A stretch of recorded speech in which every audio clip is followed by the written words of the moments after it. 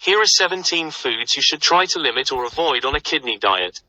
1. Dark-colored soda. In addition to the calories and sugar that sodas provide, they harbor additives that contain phosphorus, especially dark-colored sodas.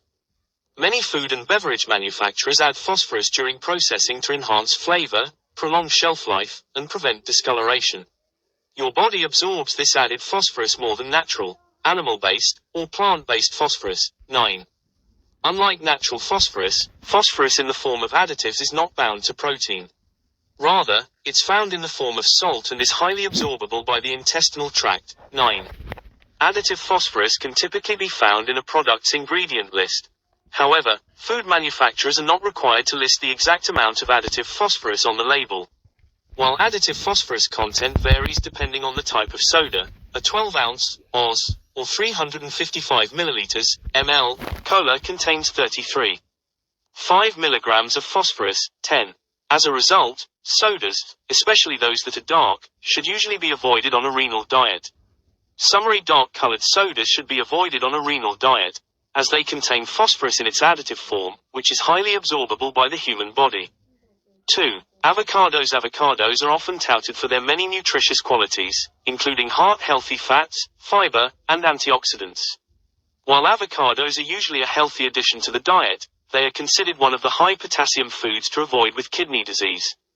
In fact, one average-sized avocado provides a whopping 690 milligrams of potassium. 11. By reducing the portion size to 1/4 of an avocado, people with kidney disease can still include this food in their diets while limiting potassium, if needed. Avocados, including guacamole, should be limited or avoided on a renal diet if you have been told to watch your potassium intake. However, remember that different individuals have different needs, and your overall diet and health goals are the most important thing to consider.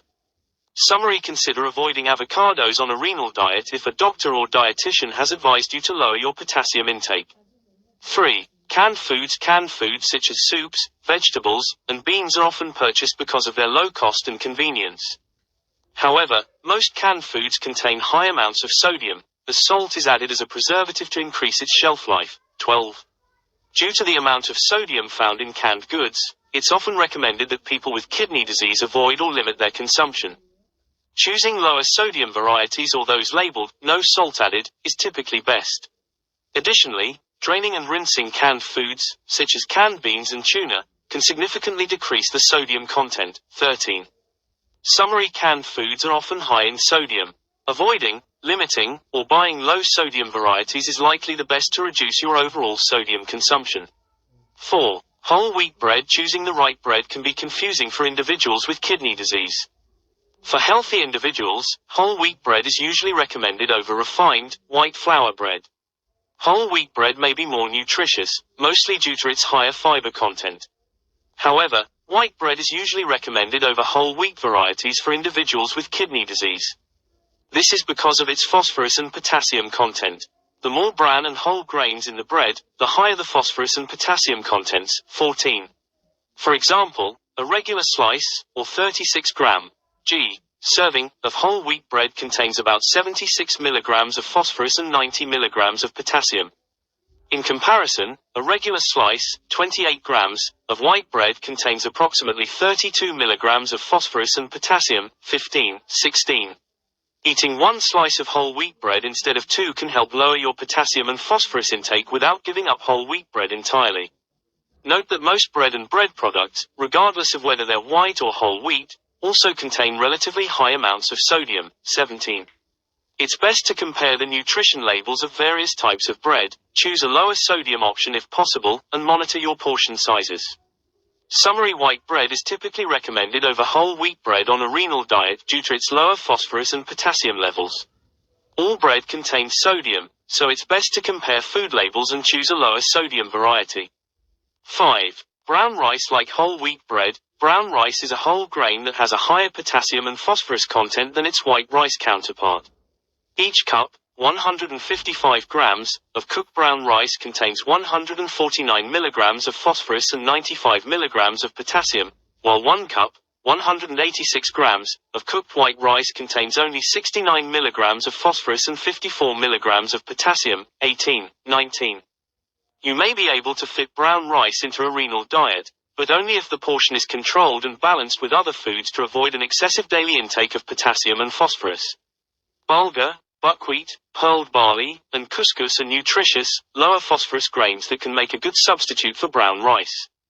Summery brown rice has a high content of phosphorus and potassium and will likely need to be portion controlled or limited on a renal diet. White rice, bulgur, buckwheat, and couscous are all good alternatives. 6. Bananas. Bananas are known for their high potassium content. While naturally low in sodium, one medium banana provides 422 milligrams of potassium, 20. If you have been instructed to limit your potassium intake, it may not be easy if a banana is a daily staple. Unfortunately, many other tropical fruits have high potassium content as well.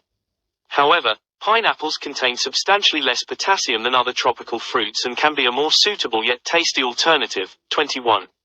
Summery bananas are a rich source of potassium and may need to be limited on a renal diet. Pineapple is a kidney-friendly fruit, as it contains much less potassium than certain other tropical fruits. 7. Dairy. Dairy products are rich in various vitamins and nutrients. They're also a high-protein food and a natural source of phosphorus and potassium. For example, 1 cup, 240 milliliters, of whole milk provides 205 milligrams of phosphorus and 322 milligrams of potassium, 22. Yet, consuming too much dairy, in conjunction with other phosphorus-rich foods, can be detrimental to bone health in those with kidney disease. This may sound surprising, as milk and dairy are often recommended for strong bones and muscle health. However, when the kidneys are damaged, too much phosphorus consumption can cause a buildup of phosphorus in the blood, pulling calcium from your bones. This can make your bones thin and weak over time and increase your risk of bone breakage or fracture. 23. Dairy products are also high in protein. Each cup, 240 milliliters, of whole milk provides nearly 8 grams of protein. 22. It may be important to limit dairy intake to avoid the buildup of protein waste in the blood. Dairy alternatives like unenriched rice milk and almond milk are much lower in potassium, phosphorus, and protein than cow's milk, making them a good substitute for milk while on a renal diet. Summery dairy products contain high amounts of phosphorus, potassium, and protein and should be limited to a renal diet. Despite milk's high calcium content, its phosphorus content may weaken bones in those with kidney disease. 8. Oranges and orange juice. While oranges and orange juice are arguably most well known for their vitamin C content, they're also rich sources of potassium. One large orange, 184 grams, provides 333 milligrams of potassium. Moreover, there are 458 milligrams of potassium in 1 cup, 240 milliliters, of orange juice, 24-25. Given their potassium content, oranges and orange juice likely need to be avoided or limited on a renal diet. Grapes, apples, and cranberries, as well as their respective juices, are all good substitutes for oranges and orange juice, as they have lower potassium content. Summery oranges and orange juice are high in potassium and should be limited to a renal diet. Try grapes, apples, cranberries, or their juices instead. 9. Processed meats. Processed meats have long been associated with chronic diseases and are generally considered unhealthy due to their preservative contents. 26-27. Processed meats are meats that have been salted, dried, cured, or canned. Some examples include hot dogs, bacon, pepperoni, jerky, and sausage. Processed meats typically contain large amounts of salt, mostly to improve their taste and preserve flavor. 28. Therefore, it may not be easy to keep your daily sodium intake to less than 2,300 milligrams if processed meats are abundant in your diet. Additionally, processed meats are high in protein. If you have been told to monitor your protein intake, it's important to limit processed meats for this reason as well. Summery processed meats are high in salt and protein and should be consumed in moderation on a renal diet. 10. Pickles, olives, and relish. Pickles, processed olives, and relish are all examples of cured or pickled foods. Usually, large amounts of salt are added during the curing or pickling process. For example, 1 pickle spear can contain around 283 milligrams of sodium. Likewise, there are 244 milligrams of sodium in 2 tablespoons, 30 grams, of sweet pickle relish, 29-30. Processed olives also tend to be salty, as they're cured and fermented to taste less bitter. 5 green pickled olives provide about 211 milligrams of sodium, a significant portion of the daily amount in only a small serving, 31. Many grocery stores stock reduced sodium varieties of pickles, olives, and relish, which contain less sodium than the traditional counterparts. However, even reduced sodium options can still be high in sodium, so you will still want to watch your portions. Summary: pickles, processed olives, and relish are high in sodium and should be limited on a renal diet. 11. Apricots. Apricots are rich in vitamin C, vitamin A, and fiber. They're also high in potassium. Each cup, 165 grams, of fresh, sliced apricots provides 427 milligrams of potassium, 32.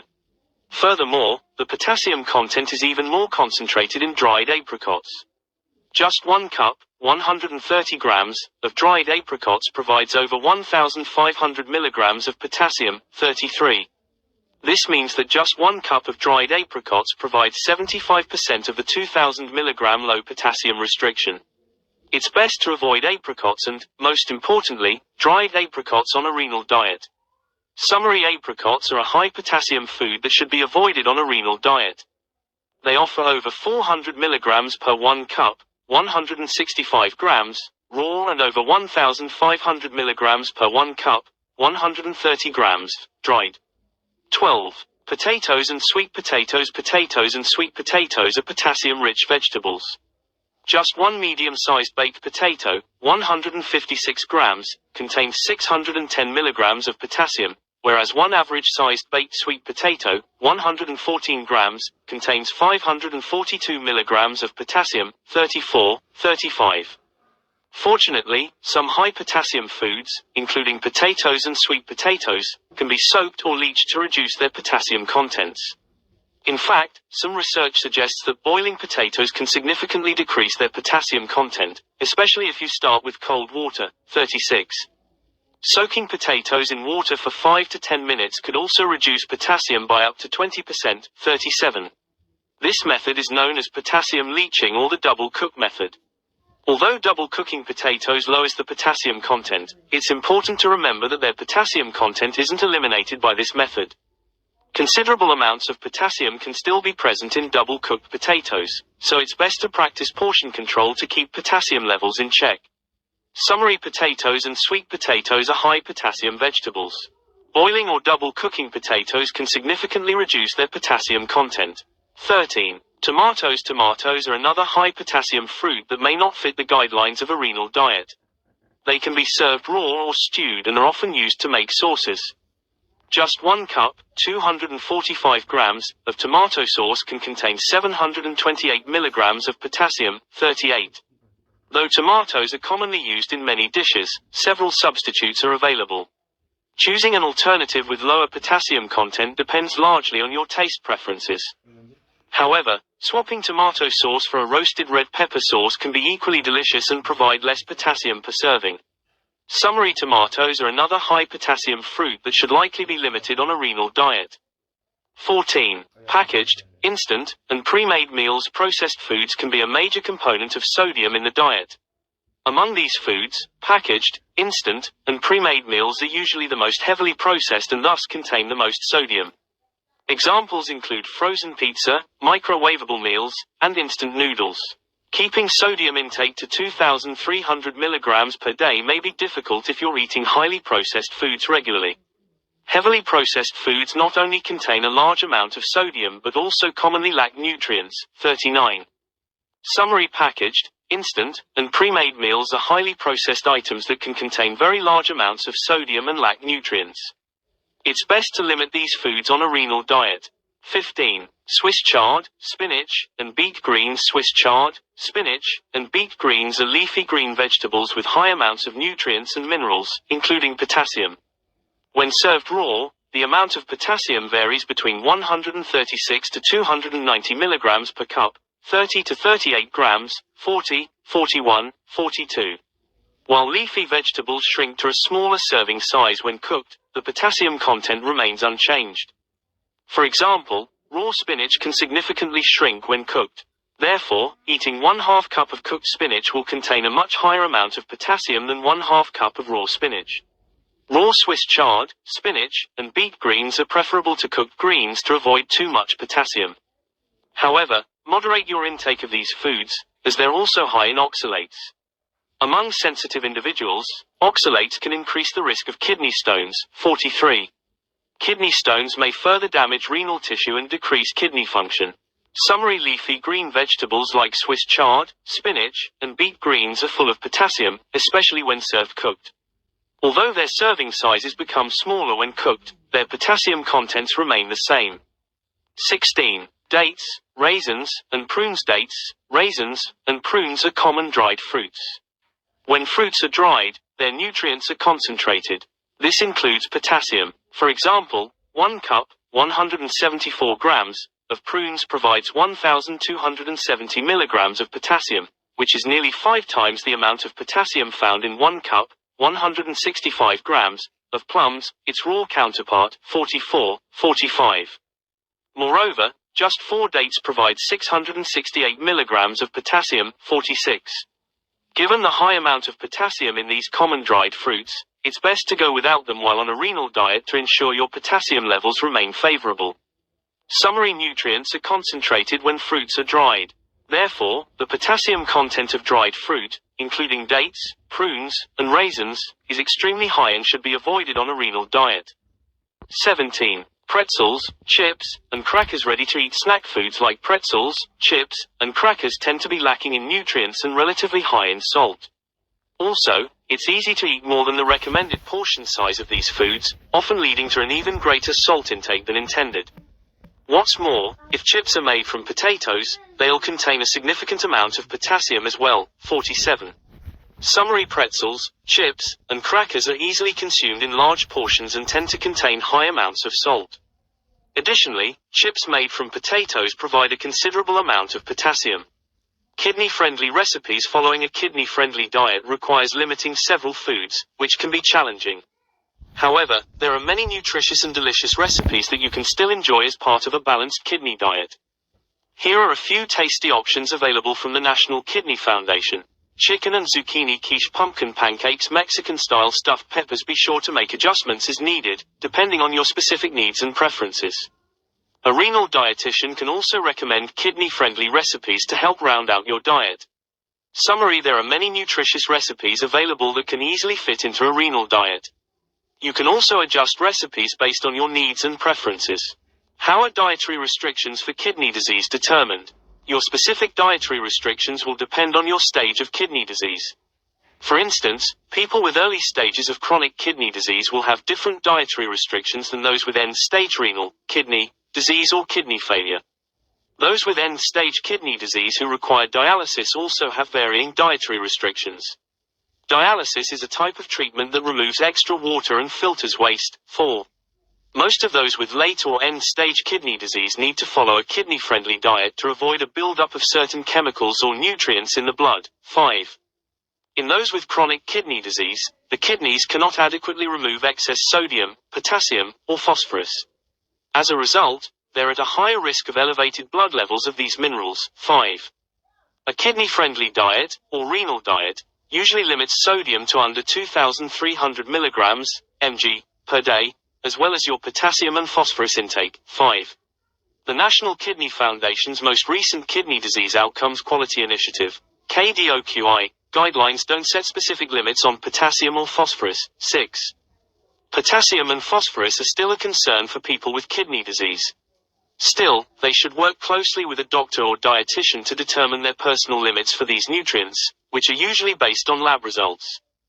Damaged kidneys may also have trouble filtering the waste products of protein metabolism.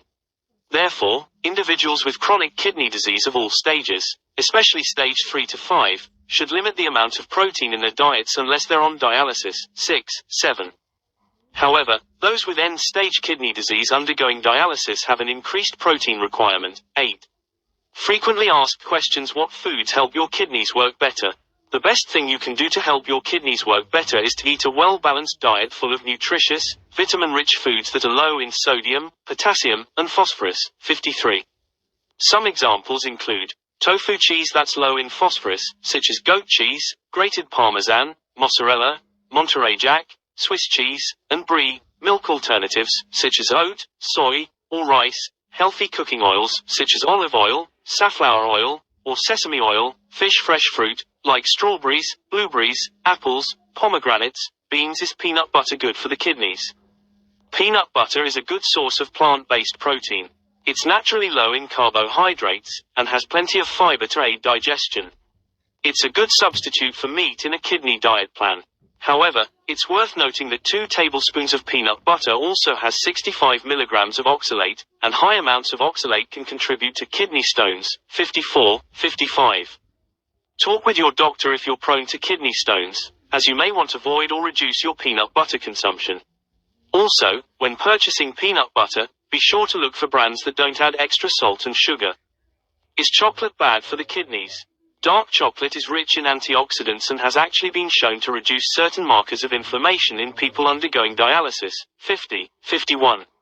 Still, chocolate is high in calories and added sugar and contains some phosphorus and potassium. Therefore, it's best to enjoy it in moderation as part of a well-rounded diet, especially if you have kidney disease. 52. Are eggs bad for the kidneys? Eggs are highly nutritious and can often fit into a balanced renal diet. However, people following a low-protein diet may need to moderate their intake, depending on the amount of protein that they are allotted each day. 48. Is coffee bad for the kidneys? Enjoying the occasional cup of coffee is typically fine on a renal diet and is unlikely to affect kidney health. However, drinking 3 to 4 cups, 473 to 710 milliliters, daily or adding large amounts of milk, creamer, or flavored syrup may increase potassium or phosphorus levels. Additionally, drinking multiple cups is not recommended if you've been advised to restrict your fluid intake. 49. The bottom line: if you have kidney disease, reducing your potassium, phosphorus, and sodium intake can be an important aspect of managing the disease. The high sodium, potassium, and phosphorus foods listed above are likely best limited or avoided. Dietary restrictions and nutrient intake recommendations will vary based on the severity of your kidney damage. Following a renal diet can seem daunting and a bit restrictive at times. However, working with a healthcare professional and renal dietitian can help you design a renal diet specific to your individual needs. Diabetes can cause kidney disease, also known as chronic kidney disease, CKD. The good news is that there is a lot you can do to prevent kidney problems, including keeping your blood sugar and blood pressure under control. What happens if you have kidney? Diabetes can cause kidney disease, also known as chronic kidney disease, CKD. The good news is that there is a lot you can do to prevent kidney problems, including keeping your blood sugar and blood pressure under control. What happens if you have kidney damage? Changes or damage to your kidneys may cause your kidneys to fail.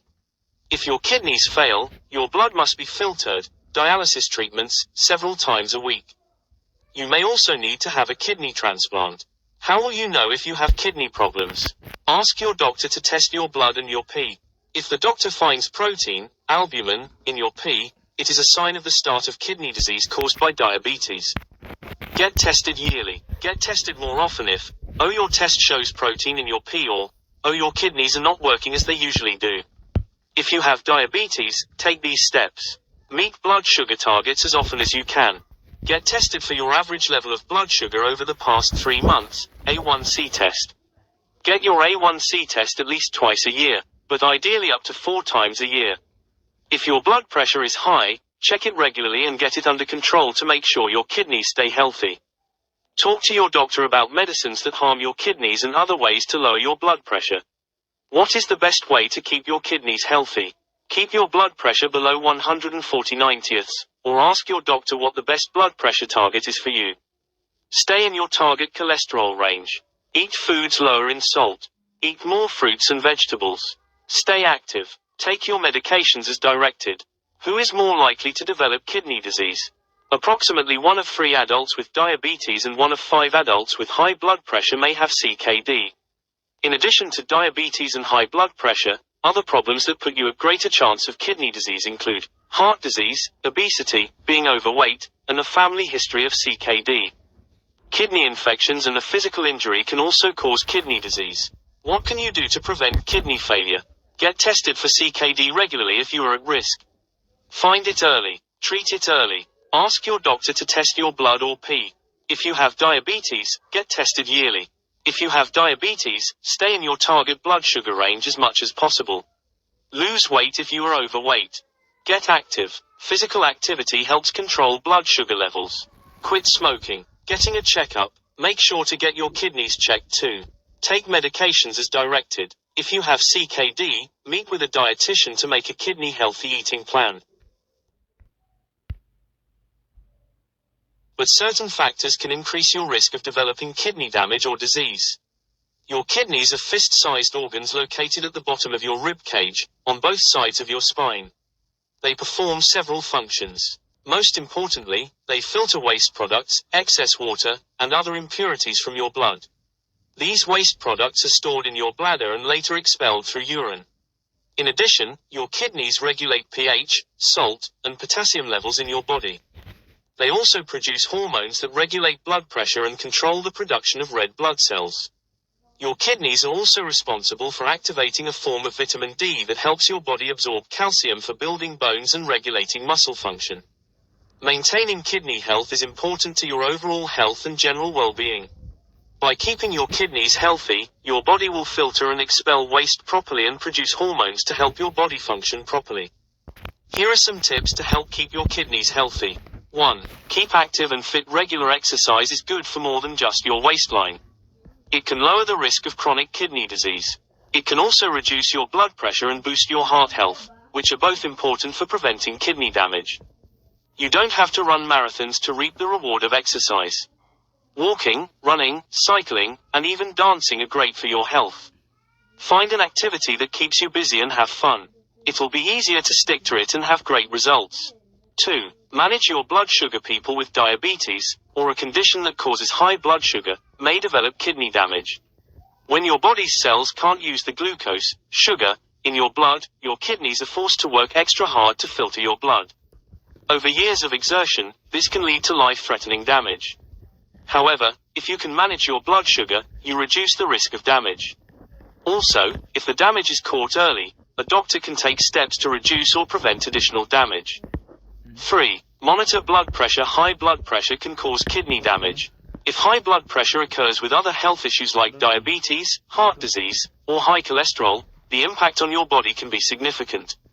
A healthy blood pressure reading is 120/80ths.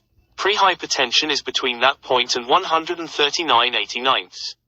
Lifestyle and dietary changes may help lower your blood pressure at this point. If your blood pressure readings are consistently above 140/90ths, you may have high blood pressure. You should talk with a doctor about monitoring your blood pressure regularly, making changes to your lifestyle, and possibly taking medication. 4. Monitor weight and eat a balanced diet. People who are overweight or have obesity are at risk for a number of health conditions that can damage the kidneys. These include diabetes, heart disease, and kidney disease. A balanced diet that's low in sodium, processed meats, and other kidney-damaging foods may help reduce the risk of kidney damage. Focus on eating fresh ingredients that are naturally low in sodium, such as cauliflower, blueberries, fish, whole grains, and more. 5. Drink plenty of fluids. There's no magic behind the cliché advice to drink 8 glasses of water a day, but it's a good goal precisely because it encourages you to stay hydrated. Regular, consistent water intake is healthy for your kidneys. Water helps clear sodium and toxins from your kidneys. It also lowers your risk of chronic kidney disease. Aim for at least 1.5 to 2 liters in a day. Exactly how much water you need depends largely on your health and lifestyle. Factors like climate, exercise, gender, overall health, and whether you're pregnant or breastfeeding are important to consider when planning your daily water intake. People who have previously had kidney stones should drink a bit more water to help prevent stone deposits in the future. 6. Don't smoke. Smoking damages your body's blood vessels. This leads to slower blood flow throughout your body and to your kidneys. Smoking also puts your kidneys at an increased risk for cancer. If you smoke and stop smoking, your risk will drop. However, it'll take many years to return to the risk level of a person who's never smoked. 7. Be aware of the amount of OTC pills you take. If you regularly take over-the-counter, OTC, pain medication, you may be causing kidney damage. Non-steroidal anti-inflammatory drugs, NSAIDs, including ibuprofen and naproxen, can damage your kidneys if you take them regularly for chronic pain, headaches, or arthritis. According to the National Kidney Foundation, these medications should not be taken for more than 10 days for pain, or more than 3 days for fever. Regularly taking more than 8 aspirin tablets each day may reduce your kidney function temporarily or permanently. People with no kidney issues who take the medicine occasionally are likely in the clear. However, if you use these medicines daily, you could be risking your kidneys' health. Talk with a doctor about kidney-safe treatments if you're coping with pain. 8. Have your kidney function tested if you're at high risk. If you're at high risk of kidney damage or kidney disease, it's a good idea to have regular kidney function tests.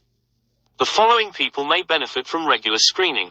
People who are over 60 years old, people who were born at a low birth weight, people who have cardiovascular disease or have family members with it, people who have or have a family history of high blood pressure, people who have obesity, people who believe they may have kidney damage. A regular kidney function test is a great way to know your kidneys' health and to check for possible changes.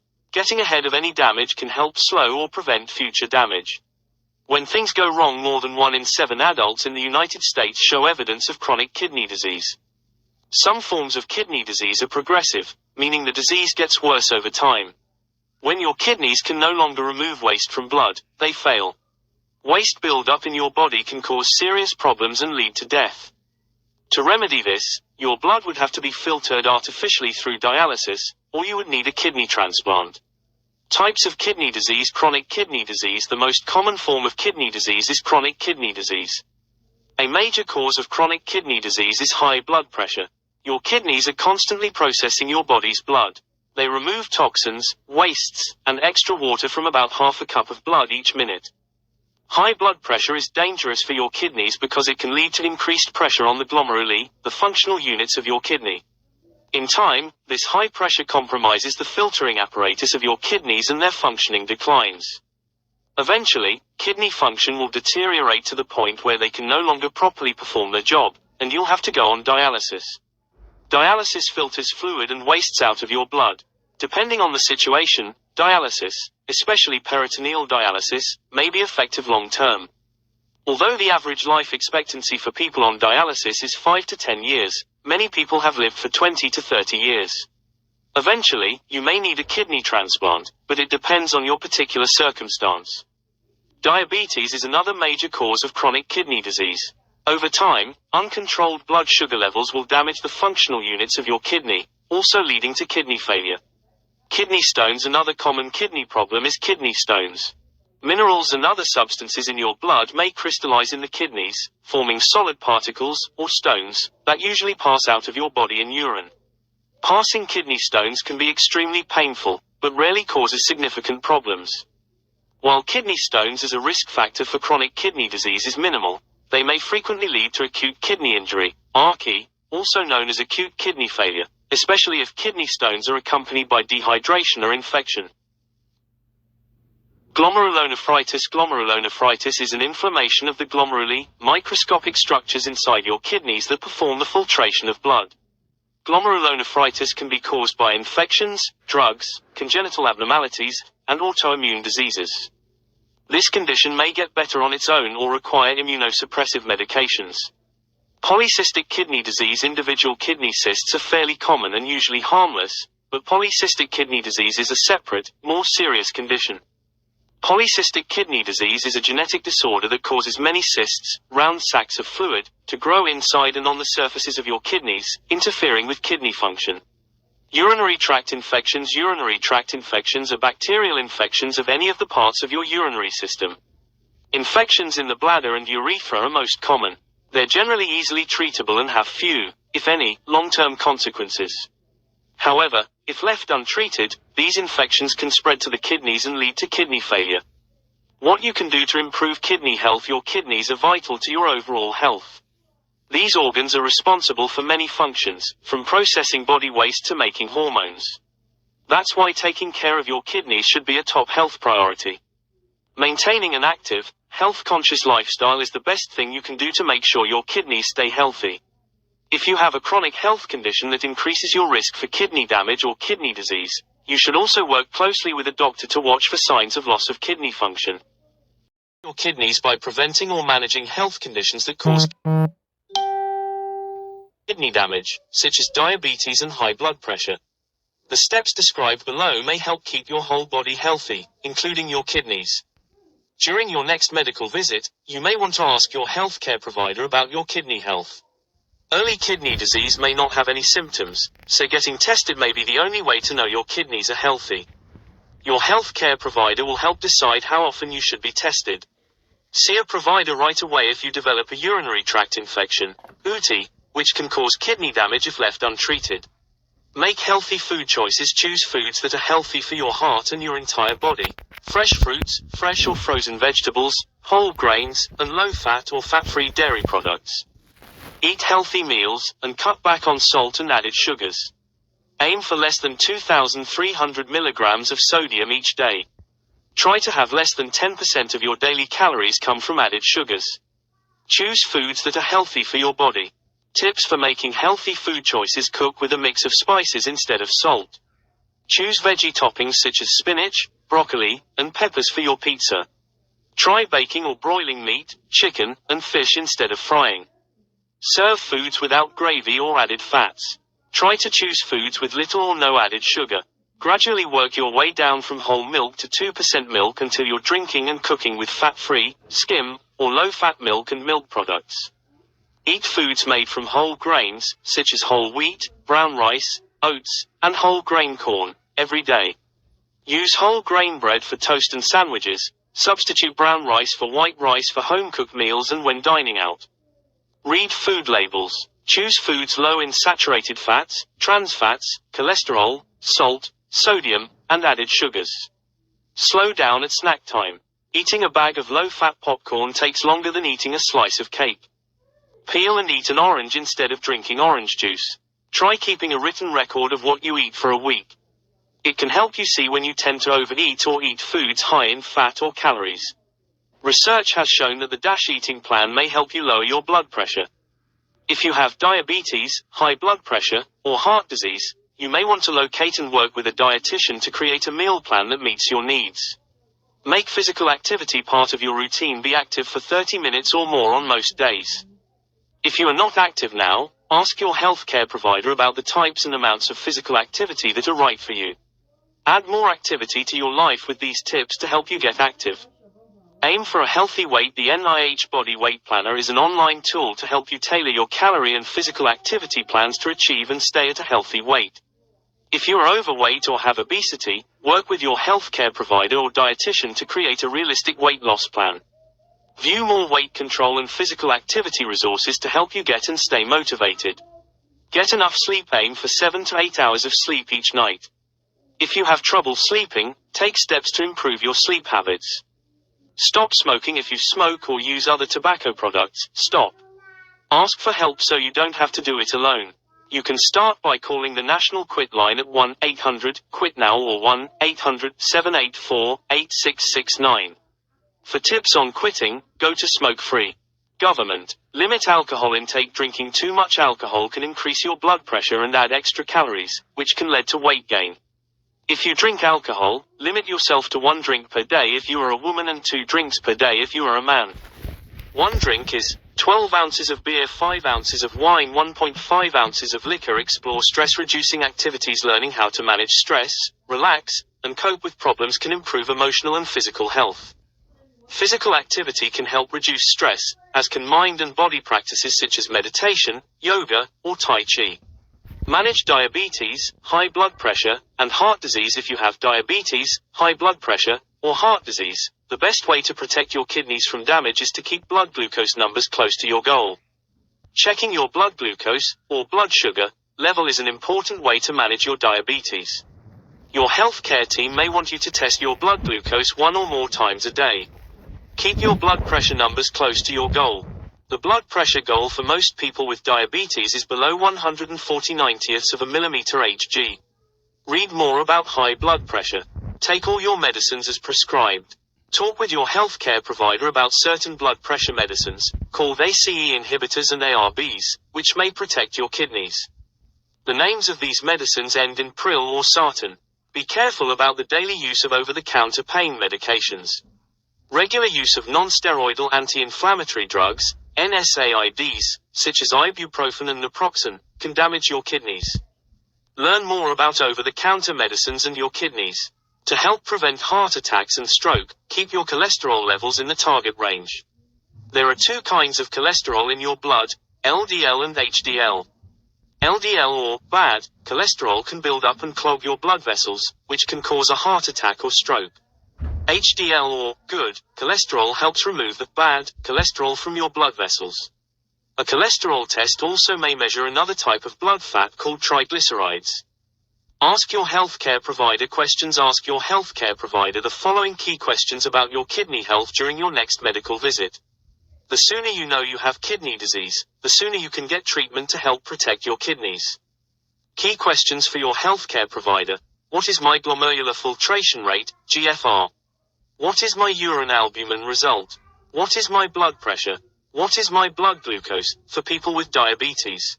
How often should I get my kidneys checked? Other important questions. What should I do to keep my kidneys healthy? Do I need to be taking different medicines? Should I be more physically active? What kind of physical activity can I do? What can I eat? Am I at a healthy weight? Do I need to talk with a dietitian to get help with meal planning? Should I be taking ACE inhibitors or ARBs for my kidneys? What happens if I have kidney disease? Anti-inflammatory drugs, like ibuprofen and naproxen. They can damage your kidneys if you take too many at once or take them too often. And using proton pump inhibitors, PPIs, for an ulcer or GERD for a long time can raise your chances of chronic kidney disease. You should only take them if your doctor says you need them. Take care with antibiotics. 2/11. These bacteria-fighting drugs can damage your kidneys if you use them too often. It can happen even if you're perfectly healthy, though it's more serious if your kidneys don't work as well as they should. Some types, like penicillin, sulfonamides, and cephalosporins, are more likely to cause problems. Skip herbal supplements. 3/11. Supplement makers don't have to prove their products are safe, and some can damage your kidneys.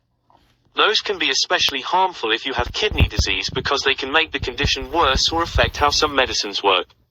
Talk with your doctor before trying any herbal supplement. Eat healthy. 4/11. Your kidneys process everything you eat or drink, including anything that's bad for you, like lots of fat, salt, and sugar. Over time, a bad diet can lead to high blood pressure, obesity, diabetes, and other conditions that are hard on your kidneys. A healthy diet has lots of vegetables, fruits, and whole grains, and few processed foods. Watch your salt. 5/11. This mineral affects people in different ways. For some, it seems to raise the amount of protein in their urine. That can harm your kidneys or make kidney disease worse if you already have it. Lots of salt also raises your chances of high blood pressure, a typical cause of kidney disease, and kidney stones, which can be very painful and possibly cause damage without treatment. Drink enough water. 6/11. Water helps get important nutrients to your kidneys and move waste to your bladder in the form of urine. If you don't drink enough, the tiny filters inside your kidneys can get stopped up and lead to kidney stones and infections. Even mild dehydration can damage your kidneys if it happens often enough. 4 to 6 cups a day is typically about right, but you might need more if you're sick or out in the heat. Exercise. 7/11. Just like a healthy diet, this helps prevent conditions like diabetes and heart disease that can lead to kidney damage. But don't try to go from couch potato to gym rat in a day. Too much exercise can also damage your kidneys if you're not ready for it. Work your way up to 30 to 60 minutes at least 5 days a week. Start slow if you haven't done it in a while, and check with your doctor first if you have health issues. Get screened. 8/11. It's important to know your risk for kidney disease. It's more likely if you or close relatives have heart disease, high blood pressure, diabetes, or a family history of kidney failure. In these cases, your doctor might suggest specific kidney tests as part of your regular checkup. The earlier you catch it, the easier it is to treat and sometimes even stop. Be careful with alcohol. 9/11. If you're healthy, a drink or two isn't likely to hurt your kidneys. But binge drinking, having more than 4 drinks in less than 2 hours, can cause sudden, serious damage and possibly lead to long-term problems. And alcohol often can dehydrate you, which can keep your kidneys from working well and lead to weight gain, liver disease, high blood pressure, and other conditions that put more stress on them. Quit smoking. 10/11. Smoking raises your risk of kidney cancer and damages blood vessels, which affects your kidneys by slowing blood flow to them. Plus, smoking can affect certain drugs that treat high blood pressure. This is serious because uncontrolled high blood pressure is a leading cause of kidney disease. Manage health problems 11. The two most common conditions that affect your kidneys are diabetes and high blood pressure. A balanced diet and regular exercise can help keep both under control. With diabetes, it's also important to keep a close eye on your blood sugar and take insulin when you need it. For high blood pressure, check your numbers regularly and take all medicines exactly as your doctor prescribes them. Sources: update history, share images provided by 1. Getty 2, Getty 3, Getty 4, Getty 5, Getty 6, Getty 7, Getty 8, Getty 9, Getty 10, Getty 11, Getty sources: Acta Medica Iranica, antibiotics-induced acute kidney injury, incidence, risk factors, onset time and outcome. Blood Pressure Association, salt's effects on your body.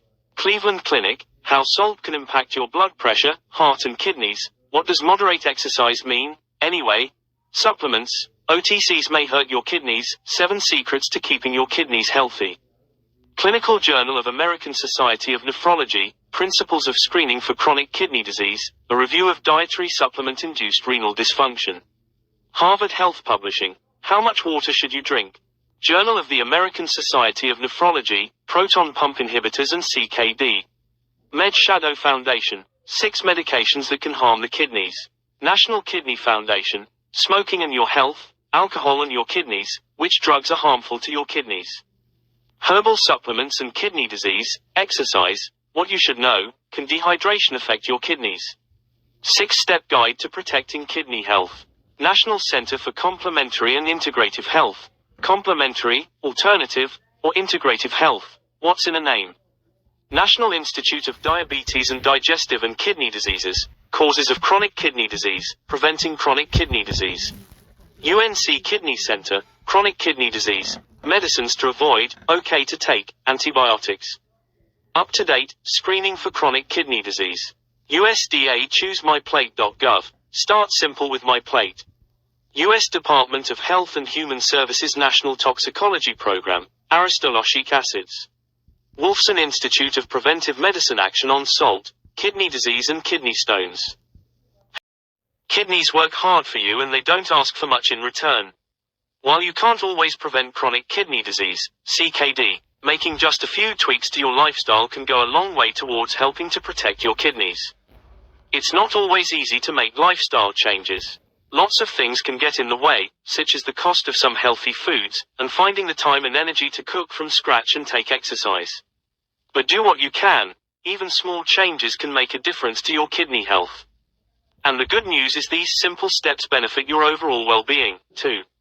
It's important to note the following tips are for helping to prevent chronic kidney disease, CKD. If you've already been diagnosed with CKD, follow any guidance your healthcare team have given you. Healthy habit 1. Eating lots of fruit and veg. Why? A balanced diet can help to keep your blood pressure and cholesterol at a healthy level and may help lower your risk of kidney disease. Ideally, we should all be eating at least 5 portions of fruit and vegetables each day, with some starchy foods like potatoes, dairy or dairy alternatives, and some protein in the form of beans, legumes, eggs, fish or meat. You should also try to cut down on the amount of saturated fat and sugar you eat. How? It doesn't have to be complicated or expensive. Tinned, dried and frozen fruit and veg all count. You could try chopping some fruit onto your breakfast cereal, making a quick stir-fry or having a side salad with a ready meal, for example. Talk to your GP if you want to know more about how to have a balanced diet. Healthy habit 2. Not smoking. Why? Smokers are 4 times more likely than non-smokers to develop kidney failure. Smoking raises heart rate and blood pressure, and causes fatty deposits in your blood vessels and blood clot formation.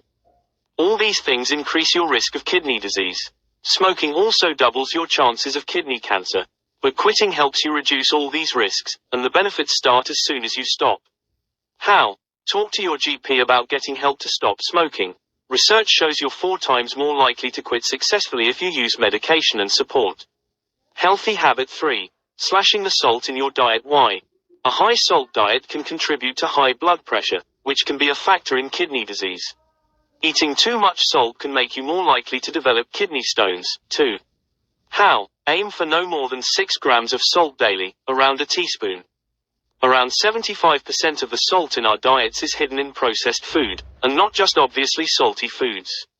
Get into the habit of checking labels for salt content, always choose lower salt options, and snack on fruit and raw veg instead of crisps and crackers. When you're cooking, flavor dishes with pepper, spices, herbs, lemon and garlic instead of salt. Stick with it, your taste buds quickly adjust to having less salt. Healthy habit 4. Drinking alcohol in moderation. Why? Over time, drinking too much can cause your blood pressure and cholesterol to rise, which can be factors in kidney disease. How? Try to drink no more than 14 units a week, spread over different days. 1 unit equals a small glass of standard strength wine, half a pint of normal strength beer or cider, or a single measure of spirits. Healthy habit 5. Avoiding over-the-counter painkillers. Why? In the long term, regularly using high doses of common painkillers can damage your kidneys. This includes over-the-counter ones like aspirin and ibuprofen, which are from a group of drugs called non-steroidal anti-inflammatory drugs, or NSAIDs. How? It's safe to use these medicines occasionally, but take them exactly as prescribed, at the lowest dose possible and for the shortest time you need them. If you have to take painkillers regularly for a condition, speak to your doctor about how to minimize the risk to your kidneys. Healthy habit 6. Moving more. Why? Being active helps support your general health, which may help your kidneys. How? You don't have to go to the gym. Walking, cycling, dancing and gardening can all count. You should aim for at least 150 minutes a week of moderate exercise, or 75 minutes of more vigorous activity. This can be broken into small chunks and you can fit it into your day. For example, choosing cycling over driving or getting off the bus a stop early and walking some of the way to the shops. If you haven't exercised for a while, check with your doctor before you start. Healthy habit 7. Keeping ultra-processed foods for occasional treats. Why? Ultra-processed foods, UPFs, are ones that are high in sugar, salt, refined carbohydrates, additives and saturated and trans fats, and low in nutrients like fiber and vitamins. Recent research has found people who eat a lot of UPFs are at higher risk of CKD. How? Try to cut down on foods and drinks such as fizzy soft drinks, crisps, processed meat and cheese, cakes, instant soups and noodles, and sweets. Researchers found swapping 1 UPF for a less processed food each day cuts your risk of CKD a little, by 6%. Try to prepare fresh food from scratch as much as possible, and keep UPFs for treats. Healthy habit 8. Staying hydrated. Why? Drinking plenty of fluids helps all your body's cells work better. Staying hydrated helps to flush out crystals that can form kidney stones and the bacteria that are linked with urinary tract infections, UTIs. These can sometimes lead to kidney damage. How? Aim for 6 to 8 glasses a day so your wee is a pale straw yellow. Plain water is a good choice as it's cheap and calorie-free, but it doesn't have to make up all your fluid intake. Fizzy water, tea, coffee, herbal and fruit teas and lower-fat milk can also count towards your quota. Healthy habit 9. Cutting down on sugar. Why? Having a lot of sugar in your diet doesn't directly damage healthy kidneys. But it's high in calories, so it can lead to weight gain. Keeping to a healthy weight can reduce your chances of conditions that affect your kidneys, including high blood pressure and type 2 diabetes. How? Healthy foods like fruit and vegetables contain natural sugars, but you don't need to worry about those. It's the free sugars in your diet that you need to reduce, which means any sugar added to food, either by you or a manufacturer, in any form, including table sugar, honey and maple syrup. Adults should have a maximum of 30 grams of free sugars daily, about 7 sugar cubes. Check labels and choose unsweetened or low-sugar versions of food. Satisfy a sweet craving with fruit instead, and reduce the amount of sugar you use in recipes. Healthy habit 10. Making time for sleep. Why? Getting plenty of sleep allows your body to rest and repair. And some research has suggested sleeping for 5 hours or less a night may have a direct impact on kidney function. Like other body functions, your kidneys' function is regulated by your sleep-wake cycle, so poor sleep may impact their ability to do their job. How? Most of us need 7 to 8 hours sleep a night. We all have the occasional bad night. But if you regularly struggle to get enough rest, check your sleeping habits and environment. Your room should be cool, dark and quiet. Avoid caffeine and alcohol, and take time to unwind before you go to bed. Exercising during the day can also help. If you're still having problems, see your doctor. Contrary to popular belief, No studies have proven overhydration as an effective practice in enhancing kidney function, says nephrologist James Simon, MD. So, while it's always a good idea to drink enough water, drinking more than the typical 4 to 6 glasses a day probably won't help your kidneys do their job any better. Eat healthy foods. Dr. Simon points out that most kidney problems arise out of other medical conditions like high blood pressure, diabetes and cardiovascular disease. Because of this, he suggests you follow healthy eating habits to control weight and blood pressure. Preventing diabetes and high blood pressure will help keep kidneys in good condition. Exercise regularly. Like eating a well-balanced diet, regular physical activity can stave off weight gain and high blood pressure. But do be mindful of how much exercise you do, especially if you're not conditioned. Overexerting yourself when you're not in good shape can lead to serious problems, especially if you are at high risk for heart disease. Drive. Simon says, if you are at high risk for heart disease and don't exercise but want to start, talk to your physician before beginning any new workout program. Use caution with supplements and herbal remedies. Excessive amounts of certain vitamin supplements and some herbal extracts may be harmful to your kidneys. Talk to your doctor about any vitamins and herbs you plan to take. Quit smoking and vaping. Smoking can damage blood vessels, which decreases the flow of blood in the kidneys. When the kidneys don't have adequate blood flow, they can't function at optimal levels. Smoking also increases the risk of high blood pressure as well as the risk of kidney cancer. While vaping may not expose someone to many of the toxins in tobacco smoke, the nicotine is still very addictive and hard on the body, Dr. Simon says. Plus, there are many chemicals in the vaping solutions. Don't overdo it with over-the-counter medications. Common non-prescription pills like ibuprofen and naproxen, NSAIDs, can cause kidney damage if taken too regularly over a prolonged period, Dr. Simon says.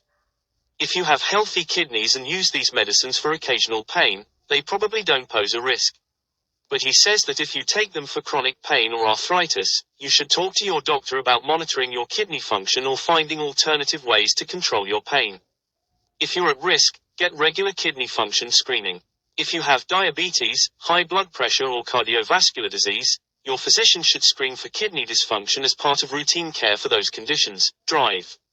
Simon says, the big takeaway, the most important thing you can do to keep your kidneys safe is to take care of your body to reduce your chances of developing diseases that put a strain on your kidneys.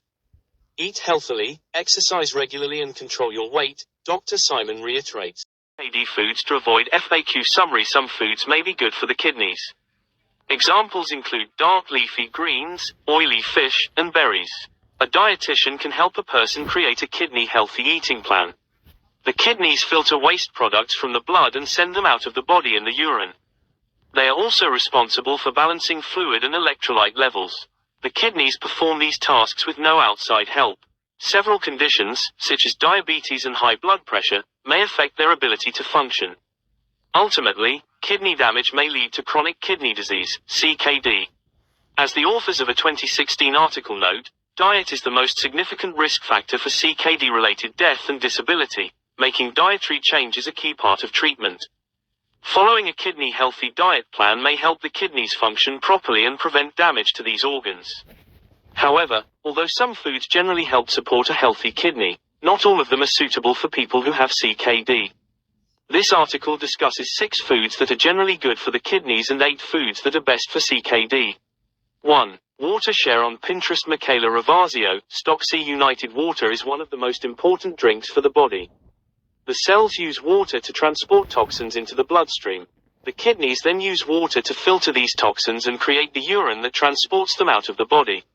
Inadequate water intake can also increase the risk of developing kidney stones. A person can support these functions by drinking whenever they feel thirsty. People can also get part of their daily water intake from various foods, such as fruits and vegetables. 2. Fatty fish. Salmon, tuna, and other cold water, fatty fish that are high in omega-3 fatty acids can make a beneficial addition to any diet. The body cannot make omega-3 fatty acids, meaning they have to come from a person's diet. Fatty fish are a natural source of these healthful fats. As the American Heart Association, AHA, notes, omega-3 fats may slightly lower blood pressure. As high blood pressure is a risk factor for kidney disease, finding natural ways to lower it may help protect the kidneys. 3. Sweet potatoes. Sweet potatoes are similar to white potatoes, but their excess fiber may cause them to break down more slowly, resulting in less of a spike in blood sugar levels. Sweet potatoes also contain vitamins and minerals, such as potassium, that may help balance the levels of sodium in the body and reduce its effect on the kidneys. However, as sweet potato is a high potassium food, people who have CKD or are on dialysis may wish to limit their intake of this vegetable in order to reduce their potassium intake based on the instructions of their healthcare professional. 4. Dark leafy greens. Dark leafy greens, such as spinach, kale, and chard, are dietary staples that contain a wide variety of vitamins, fibers, and minerals. Many also contain protective compounds, such as antioxidants. However, these foods also tend to be high in potassium, so they may not be suitable for people on a restricted diet. 5. Berries. Dark berries, which include strawberries, blueberries, and raspberries, are a great source of many helpful nutrients and antioxidant compounds. These may help protect the cells in the body from damage. Berries are likely to be a better option than other sugary foods for satisfying a sweet craving. 6. Apples. An apple is a healthful snack that contains an important fiber called pectin. Pectin may help reduce some risk factors for kidney damage, such as high blood sugar and cholesterol levels. Apples can also often satisfy a craving for sweets. 8. Foods for people with CKD. While the above foods may support a healthy kidney in general, they are not always the best choices for people with CKD. Healthcare professionals typically recommend that people with CKD limit or avoid minerals that the kidneys process, such as sodium, potassium, and phosphorus. The National Institute of Diabetes and Digestive and Kidney Diseases, NIDDK, recommends that people with CKD eat less than 2,300 milligrams of sodium daily. As CKD progresses, people may also need to limit their phosphorus intake, as this mineral can build up in the blood of people with this condition. Choosing the right amount of potassium is also important for people with CKD, as problems may occur when potassium levels get too high or low. People with CKD may need to aim to eat healthful foods that fit within their daily targets for these minerals but still provide the body with other nutrients. It may also be important for people with CKD to reduce their protein intake and only include small amounts of protein in their meals. When the body uses protein, it turns into waste, which the kidneys must then filter out. As a 2017 study notes, eating a diet lower in protein may protect against complications of CKD, such as metabolic acidosis, which occurs as kidney function deteriorates. The researchers indicated that eating a diet rich in fruits and vegetables and low in protein might help reduce these risks. Protein is still an important macronutrient, especially to prevent muscle loss as a person ages. For this and various other reasons, people with CKD should work directly with a dietitian to create a suitable diet plan that meets their needs. 1. Cabbage. Cabbage is a leafy vegetable that may be beneficial for people with CKD. It is relatively low in potassium and very low in sodium, yet it also contains many helpful compounds and vitamins. 2. Red bell peppers. In addition to being very low in minerals such as sodium and potassium, red bell peppers contain helpful antioxidant compounds, which may protect the cells from damage. 3. Garlic. Garlic is an excellent seasoning choice for people with CKD. It can give other foods a more satisfying, full flavor, which may reduce the need for extra salt. Garlic also offers a range of health benefits. 4. Cauliflower. Cauliflower is a versatile vegetable for people with CKD. With the right preparation, it makes a good replacement for foods such as rice, mashed potatoes, and even pizza crust. Cauliflower also contains a range of nutrients without providing too much sodium, potassium, or phosphorus. 5. Arugula. People with CKD may have to avoid many greens, but arugula can be a good replacement. Arugula is generally lower in potassium than other greens, but it still contains fiber and other beneficial nutrients. 6. Berries. The fruits below can be a healthful sweet snack for people with CKD. Cranberries, strawberries, blueberries, raspberries, red grapes, cherries. It is important to limit these fruits to no more than a 1/2 cup serving. Eating larger portions can make it so they are no longer low potassium options. 7. Olive oil. Olive oil may be the best cooking oil because of the type of fat that it contains. Olive oil is high in oleic acid, which is a monounsaturated fatty acid that may help reduce inflammation in the body. 8. Egg whites. Eggs are a simple protein, but the yolks are very high in phosphorus. People with CKD can make omelets or scrambled eggs using just the egg whites. Foods for people with CKD to avoid or limit. For people with CKD, some foods may be difficult for the body to process and might place more stress on the kidneys. These include white potatoes, red meat, dairy products, sugary beverages, avocado, bananas, canned foods, pickled foods, alcohol, egg yolks. Foods to limit or avoid for kidney health. There are several foods that people may wish to limit or avoid if they want to improve their kidney health or prevent damage to these organs. These include the following. Phosphorus-rich foods. Too much phosphorus can put stress on the kidneys. Animal studies have shown that there is a correlation between high phosphorus intake and an increased risk of long-term damage to the kidneys.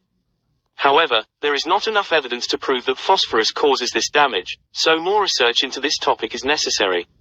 For people looking to reduce their phosphorus intake, try limiting foods that contain phosphorus as a preservative. Fast foods, ready-to-eat foods, canned and bottled drinks, enhanced meats and most processed foods. However, not everyone will need to limit their phosphorus intake. They should speak with a dietitian if they have any questions or concerns. Red meat. Some types of protein may be harder for the kidneys, or the body in general, to process. These include red meat. Initial research has shown that people who eat a lot of red meat have a higher risk of end-stage kidney disease than those who eat less red meat. However, there is a need for more studies to investigate this.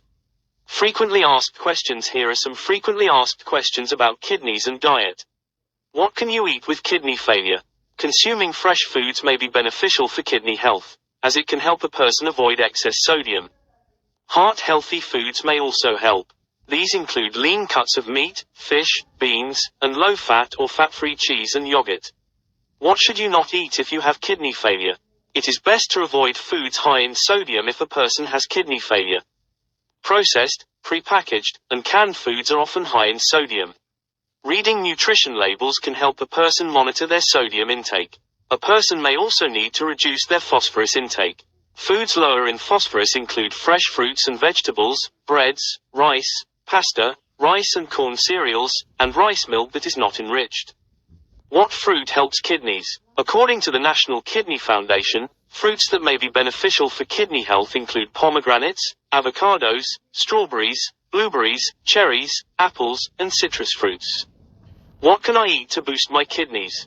Foods that may help boost kidney health include low-phosphorus cheese, fish, root vegetables, broccoli, beans, seeds, nuts, leafy greens, whole grains, herbs, eggs, and shellfish. What foods can you eat to repair your kidneys? No single food can repair kidney damage. However, consuming a kidney-healthy diet can help reduce the risk of further damage. This includes consuming fresh fruits and vegetables, whole grains, and fish. A person can also read nutrition labels to choose foods that are low in sodium and phosphorus. Summary: the kidneys play an important role in filtering the blood and eliminating waste products in the urine. Many foods may help support an already healthy kidney and prevent damage to this organ. However, people with chronic kidney disease may need to follow a different set of dietary rules to protect their kidneys from further damage. There are some ways to keep your liver healthy. Don't drink a lot of alcohol. It can damage liver cells and lead to the swelling or scarring that becomes cirrhosis, which can be deadly.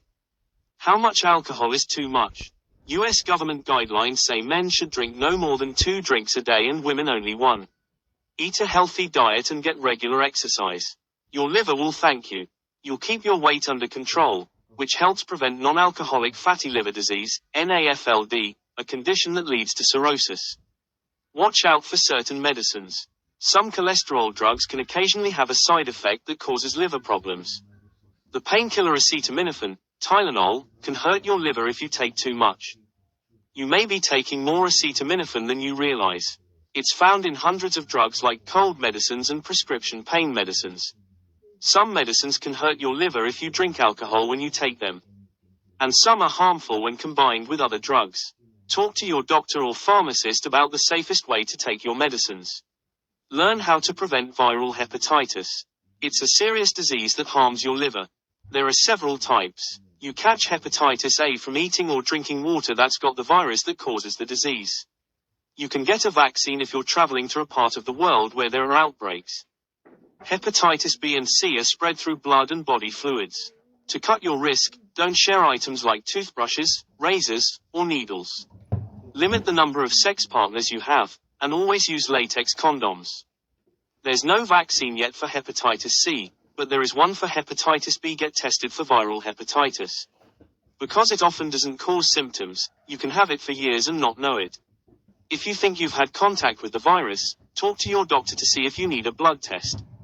The CDC recommends you get tested for hepatitis C if you were born between 1945 to 1965.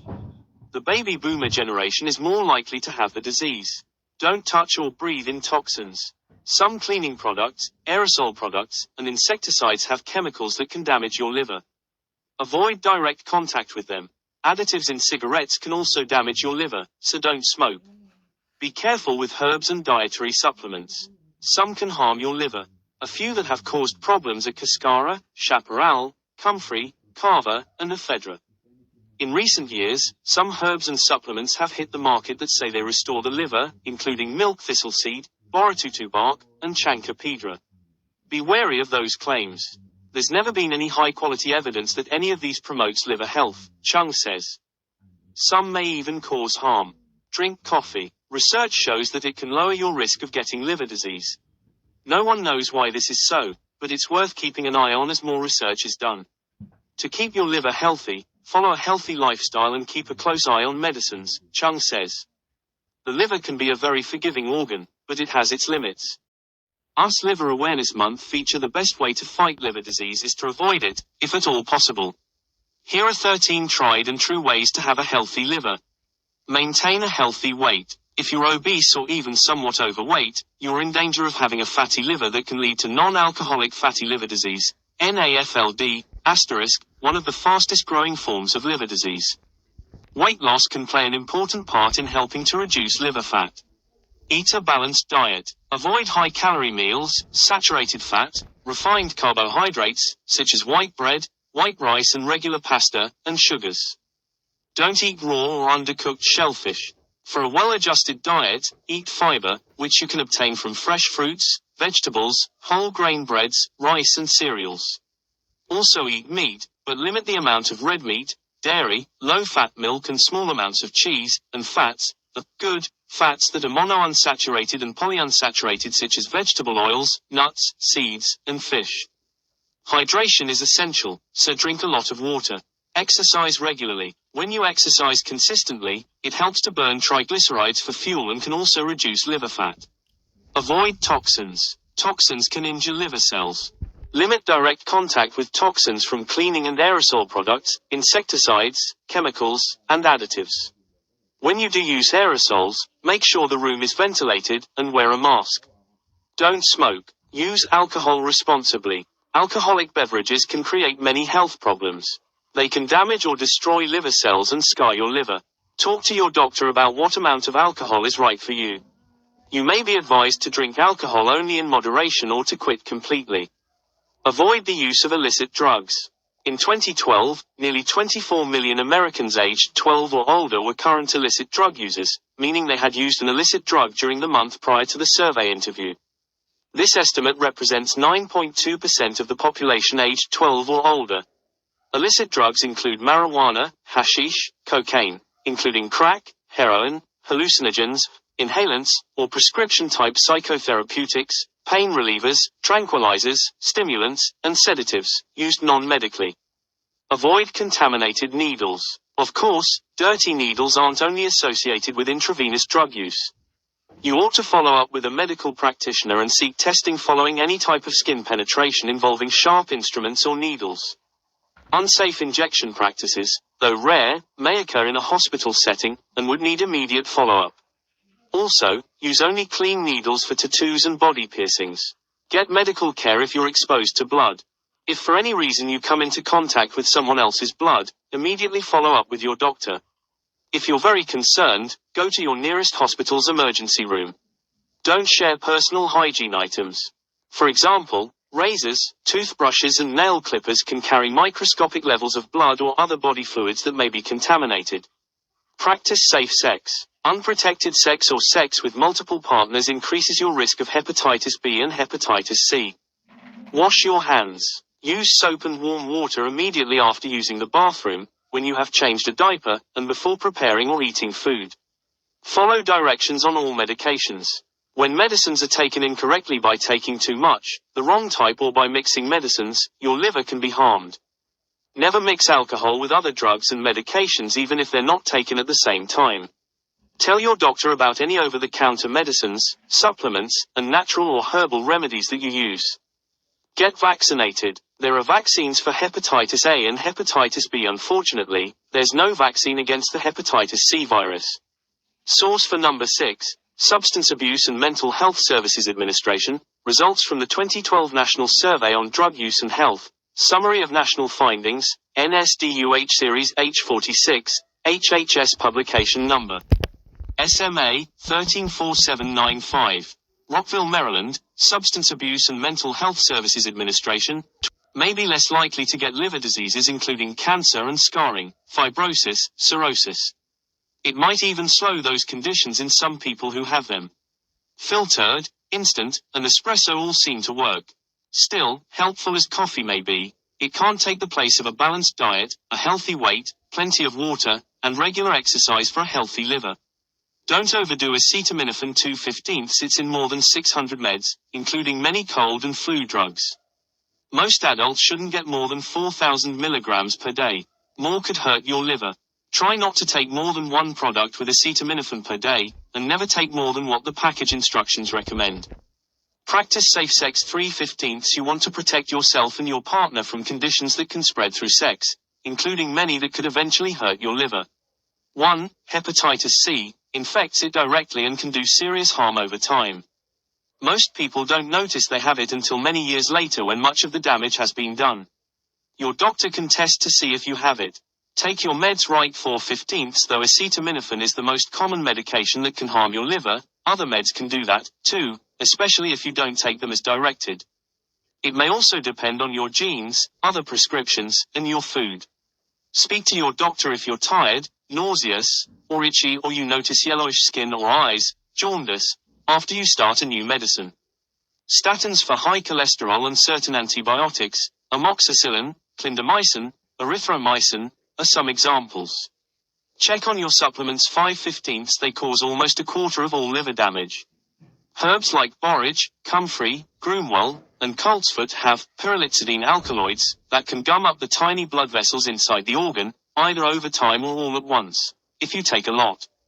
Other herbs like Atractylus gumifera, celandine, chaparral, germander, and pennyroyal oil, used in tea, can also cause liver problems. Skip herbal liver remedies 6/15. Common liver remedies like milk thistle, turmeric, and astragalus don't have much research behind them. Colloidal silver, sometimes used, with little scientific support, for hepatitis C, can cause irreversible side effects like turning your skin blue. Tell your doctor about all pills, herbs, and supplements you take. First, to check on the safety of each item, but also because of how they might interact with each other. Drink only in moderation 7/15. When you drink, your liver stops doing other things so it can break down the alcohol and remove it from your blood. If you overdo it, more than a drink a day for women, 2 a day for men, it's really hard on the organ and could hurt it. Over time, this often leads to fatty liver, an early sign of disease. It also might cause bad bacteria to grow in your gut that can travel to your liver and cause damage. Eat the rainbow 8/15. That means fruits and vegetables from all the colors of the rainbow, which helps ensure you get all the nutrients and fiber you need. Avoid refined carbs like donuts and white bread in favor of whole grain rice, breads, and cereals. A bit of meat, dairy, and fat can also help. But not too much, and look for good, monounsaturated, polyunsaturated fats from seeds, nuts, fish, and vegetable oils. Keep a healthy body weight 9/15. That means working to keep a body mass index, BMI, of between 18 and 25.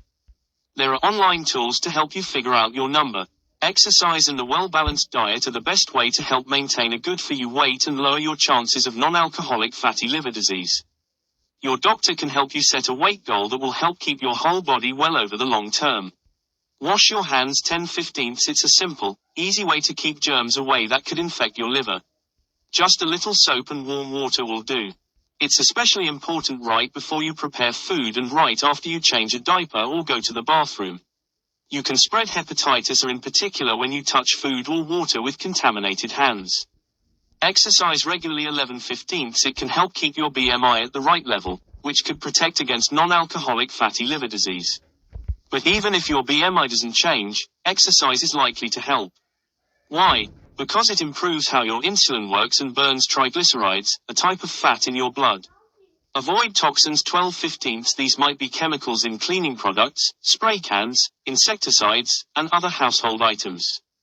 They could hurt cells in your liver if you touch, absorb, or breathe in too much of them. You can protect yourself if you wear a mask and goggles and open the windows when you use them. Watch out for needle risks 13/15. If you or someone you know has ever injected illegal drugs, you should get tested for hepatitis C, which can spread through blood. The same is true if you've had an accidental needle stick. A blood test can let you know if you've ever had the hepatitis C virus. Check for liver damage 14/15. It's especially important for your doctor to do this if you drink heavily or have a family history of liver disease. Early treatment helps, and you might not have symptoms at first. You should also get tested if you're more likely to have hepatitis C. This includes anyone who is pregnant, is over age 18, is on hemodialysis, has HIV, ever used injectable illegal drugs, was stuck by an infected needle, had a blood transfusion or received an organ transplant before 1992, received blood clotting factor concentrates made before 1987, has had an abnormal liver test or liver disease. Get vaccinated 15/15. You can get it for hepatitis A and hepatitis B, but not for hepatitis C. A lot of kids have been vaccinated, but many adults haven't. Key facts: the liver filters all of the blood in the body and breaks down poisonous substances, such as alcohol and drugs. The liver also produces bile, a fluid that helps digest fats and carry away waste. The liver consists of 4 lobes, which are each made up of 8 sections and thousands of lobules, or small lobes. Functions of the liver: the liver is an essential organ of the body that performs over 500 vital functions.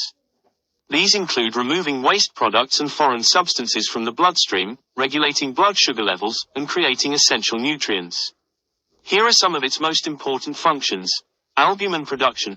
Albumin is a protein that keeps fluids in the bloodstream from leaking into surrounding tissue. It also carries hormones, vitamins, and enzymes through the body. Bile production. Bile is a fluid that is critical to the digestion and absorption of fats in the small intestine. Filters blood. All the blood leaving the stomach and intestines passes through the liver, which removes toxins, byproducts, and other harmful substances. Regulates amino acids. The production of proteins depend on amino acids. The liver makes sure amino acid levels in the bloodstream remain healthy. Regulates blood clotting. Blood clotting coagulants are created using vitamin K, which can only be absorbed with the help of bile, a fluid the liver produces. Resists infections. As part of the filtering process, the liver also removes bacteria from the bloodstream. Stores vitamins and minerals. The liver stores significant amounts of vitamins A, D, E, K, and B12, as well as iron and copper. Processes glucose. The liver removes excess glucose, sugar, from the bloodstream and stores it as glycogen. As needed, it can convert glycogen back into glucose. Anatomy of the liver: the liver is reddish-brown and shaped approximately like a cone or a wedge, with the small end above the spleen and stomach and the large end above the small intestine. The entire organ is located below the lungs in the right upper abdomen. It weighs between 3 and 3.5 pounds. Structure: the liver consists of 4 lobes, the larger right lobe and left lobe, and the smaller caudate lobe and quadrate lobe. The left and right lobe are divided by the falciform, sickle-shaped, in Latin, ligament, which connects the liver to the abdominal wall. The liver's lobes can be further divided into 8 segments, which are made up of thousands of lobules, small lobes. Each of these lobules has a duct flowing toward the common hepatic duct, which drains bile from the liver. Parts: the following are some of the most important individual parts of the liver. Common hepatic duct, a tube that carries bile out of the liver. It is formed from the intersection of the right and left hepatic ducts. Falciform ligament, a thin, fibrous ligament that separates the 2 lobes of the liver and connects it to the abdominal wall. Glisson's capsule, a layer of loose connective tissue that surrounds the liver and its related arteries and ducts.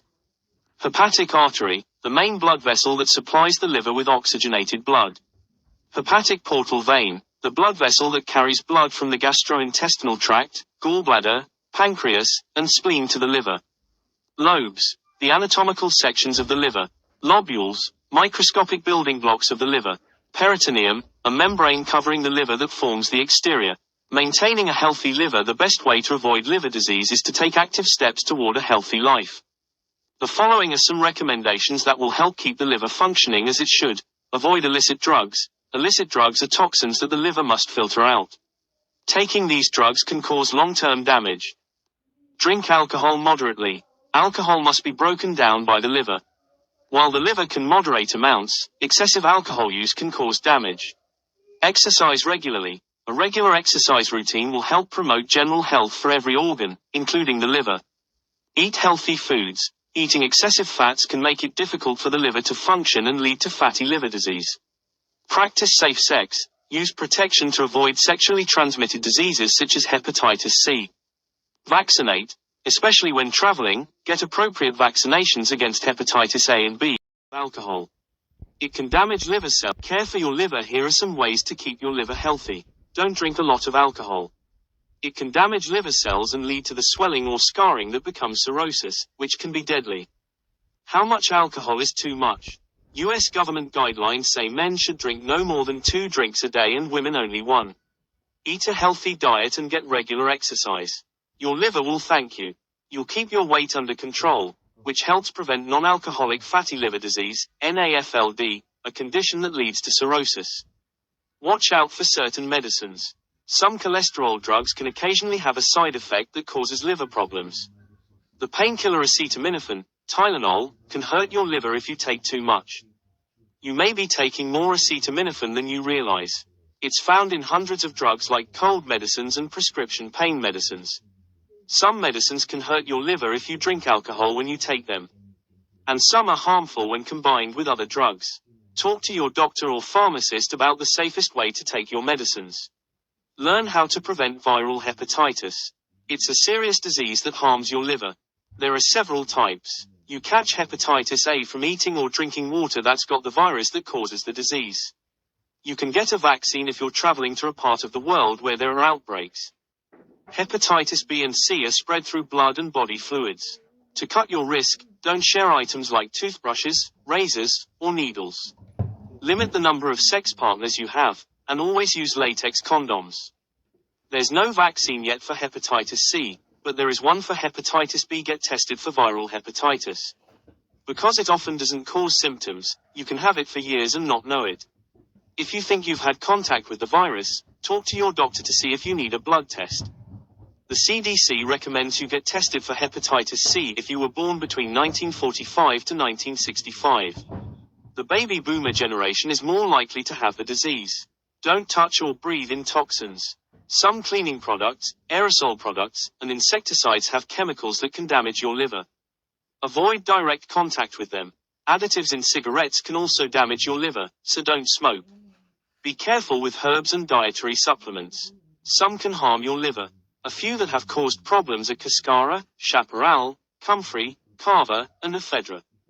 In recent years, some herbs and supplements have hit the market that say they restore the liver, including milk thistle seed, boratutu bark, and chancapedra. Be wary of those claims. There's never been any high-quality evidence that any of these promotes liver health, Chung says. Some may even cause harm. Drink coffee. Research shows that it can lower your risk of getting liver disease. No one knows why this is so, but it's worth keeping an eye on as more research is done. To keep your liver healthy, follow a healthy lifestyle and keep a close eye on medicines, Chung says. The liver can be a very forgiving organ, but it has its limits. Sources update history. Share sources. American Liver Foundation, Liver Health and Wellness. Bravi F. Hepatology, published online June 19, 2007.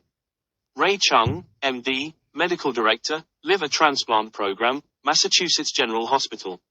CDC, hepatitis are information for the public, hepatitis B information for the public, hepatitis C information for the public. Medline Plus, acetaminophen. The Ohio State University, Anatomy of the Skin. Rohit Satoska, MD, Assistant Professor, Departments of Medicine and Surgery, MedStar Georgetown Transplant Institute. University of Michigan Health System, too much of a good thing. Expert warns of overuse of over-the-counter pain medication. University of Rochester Medical Center Health Encyclopedia, keeping your liver healthy. U.S. Department of Agriculture and U.S. Department of Health and Human Services. Dietary Guidelines for Americans, 2010. U.S. National Library of Medicine, National Institute of Diabetes and Digestive and Kidney Diseases, Liver Tox, Clinical and Research Information on Drug-Induced Liver Injury. US Liver Awareness Month feature the best way to fight liver disease is to avoid it, if at all possible. Here are 13 tried and true ways to have a healthy liver. Maintain a healthy weight. If you're obese or even somewhat overweight, you're in danger of having a fatty liver that can lead to non-alcoholic fatty liver disease, NAFLD, one of the fastest growing forms of liver disease. Weight loss can play an important part in helping to reduce liver fat. Eat a balanced diet. Avoid high-calorie meals, saturated fat, refined carbohydrates, such as white bread, white rice and regular pasta, and sugars. Don't eat raw or undercooked shellfish. For a well-adjusted diet, eat fiber, which you can obtain from fresh fruits, vegetables, whole grain breads, rice and cereals. Also eat meat, but limit the amount of red meat, dairy, low-fat milk and small amounts of cheese, and fats, the good fats that are monounsaturated and polyunsaturated such as vegetable oils, nuts, seeds, and fish. Hydration is essential, so drink a lot of water. Exercise regularly. When you exercise consistently, it helps to burn triglycerides for fuel and can also reduce liver fat. Avoid toxins. Toxins can injure liver cells. Limit direct contact with toxins from cleaning and aerosol products, insecticides, chemicals, and additives. When you do use aerosols, make sure the room is ventilated, and wear a mask. Don't smoke. Use alcohol responsibly. Alcoholic beverages can create many health problems. They can damage or destroy liver cells and scar your liver. Talk to your doctor about what amount of alcohol is right for you. You may be advised to drink alcohol only in moderation or to quit completely. Avoid the use of illicit drugs. In 2012, nearly 24 million Americans aged 12 or older were current illicit drug users, meaning they had used an illicit drug during the month prior to the survey interview. This estimate represents 9.2% of the population aged 12 or older. Illicit drugs include marijuana, hashish, cocaine, including crack, heroin, hallucinogens, inhalants, or prescription-type psychotherapeutics, pain relievers, tranquilizers, stimulants, and sedatives, used non-medically. Avoid contaminated needles. Of course, dirty needles aren't only associated with intravenous drug use. You ought to follow up with a medical practitioner and seek testing following any type of skin penetration involving sharp instruments or needles. Unsafe injection practices, though rare, may occur in a hospital setting, and would need immediate follow-up. Also, use only clean needles for tattoos and body piercings. Get medical care if you're exposed to blood. If for any reason you come into contact with someone else's blood, immediately follow up with your doctor. If you're very concerned, go to your nearest hospital's emergency room. Don't share personal hygiene items. For example, razors, toothbrushes and nail clippers can carry microscopic levels of blood or other body fluids that may be contaminated. Practice safe sex. Unprotected sex or sex with multiple partners increases your risk of hepatitis B and hepatitis C. Wash your hands. Use soap and warm water immediately after using the bathroom, when you have changed a diaper, and before preparing or eating food. Follow directions on all medications.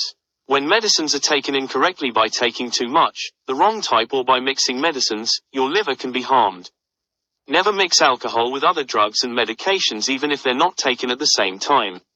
Tell your doctor about any over-the-counter medicines, supplements, and natural or herbal remedies that you use. Get vaccinated. There are vaccines for hepatitis A and hepatitis B. Unfortunately, there's no vaccine against the hepatitis C virus. Source for number 6, Substance Abuse and Mental Health Services Administration, results from the 2012 National Survey on Drug Use and Health, Summary of National Findings, NSDUH Series H46, HHS Publication Number SMA 134795. Rockville, Maryland, Substance Abuse and Mental Health Services Administration, may be less likely to get liver diseases including cancer and scarring, fibrosis, cirrhosis. It might even slow those conditions in some people who have them. Filtered, instant, and espresso all seem to work. Still, helpful as coffee may be, it can't take the place of a balanced diet, a healthy weight, plenty of water, and regular exercise for a healthy liver. Don't overdo acetaminophen 2/15. It's in more than 600 meds, including many cold and flu drugs. Most adults shouldn't get more than 4,000 milligrams per day. More could hurt your liver. Try not to take more than one product with acetaminophen per day, and never take more than what the package instructions recommend. Practice safe sex 3/15. You want to protect yourself and your partner from conditions that can spread through sex, including many that could eventually hurt your liver.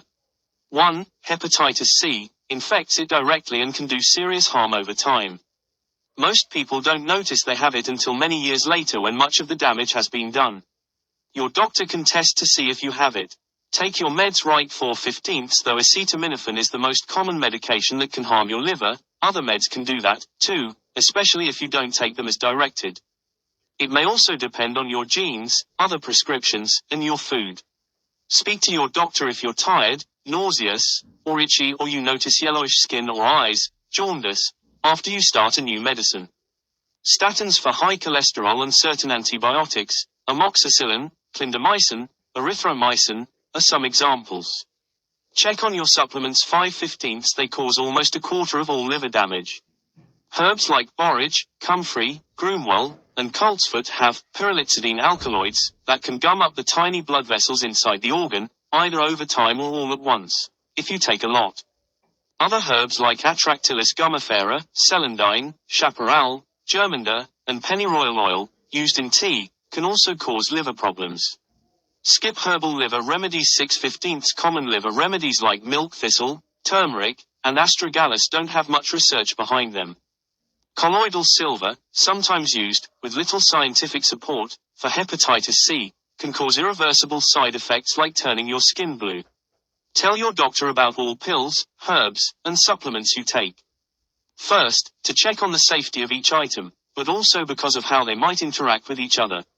Drink only in moderation 7/15. When you drink, your liver stops doing other things so it can break down the alcohol and remove it from your blood. If you overdo it, more than a drink a day for women, 2 a day for men, it's really hard on the organ and could hurt it. Over time, this often leads to fatty liver, an early sign of disease. It also might cause bad bacteria to grow in your gut that can travel to your liver and cause damage. Eat the rainbow 8/15. That means fruits and vegetables from all the colors of the rainbow, which helps ensure you get all the nutrients and fiber you need. Avoid refined carbs like donuts and white bread in favor of whole grain rice, breads, and cereals. A bit of meat, dairy, and fat can also help. But not too much, and look for good, monounsaturated, polyunsaturated fats from seeds, nuts, fish, and vegetable oils.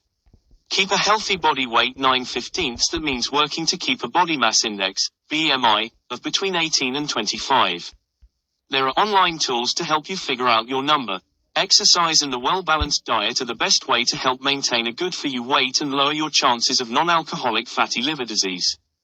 Your doctor can help you set a weight goal that will help keep your whole body well over the long term. Wash your hands 10/15. It's a simple, easy way to keep germs away that could infect your liver.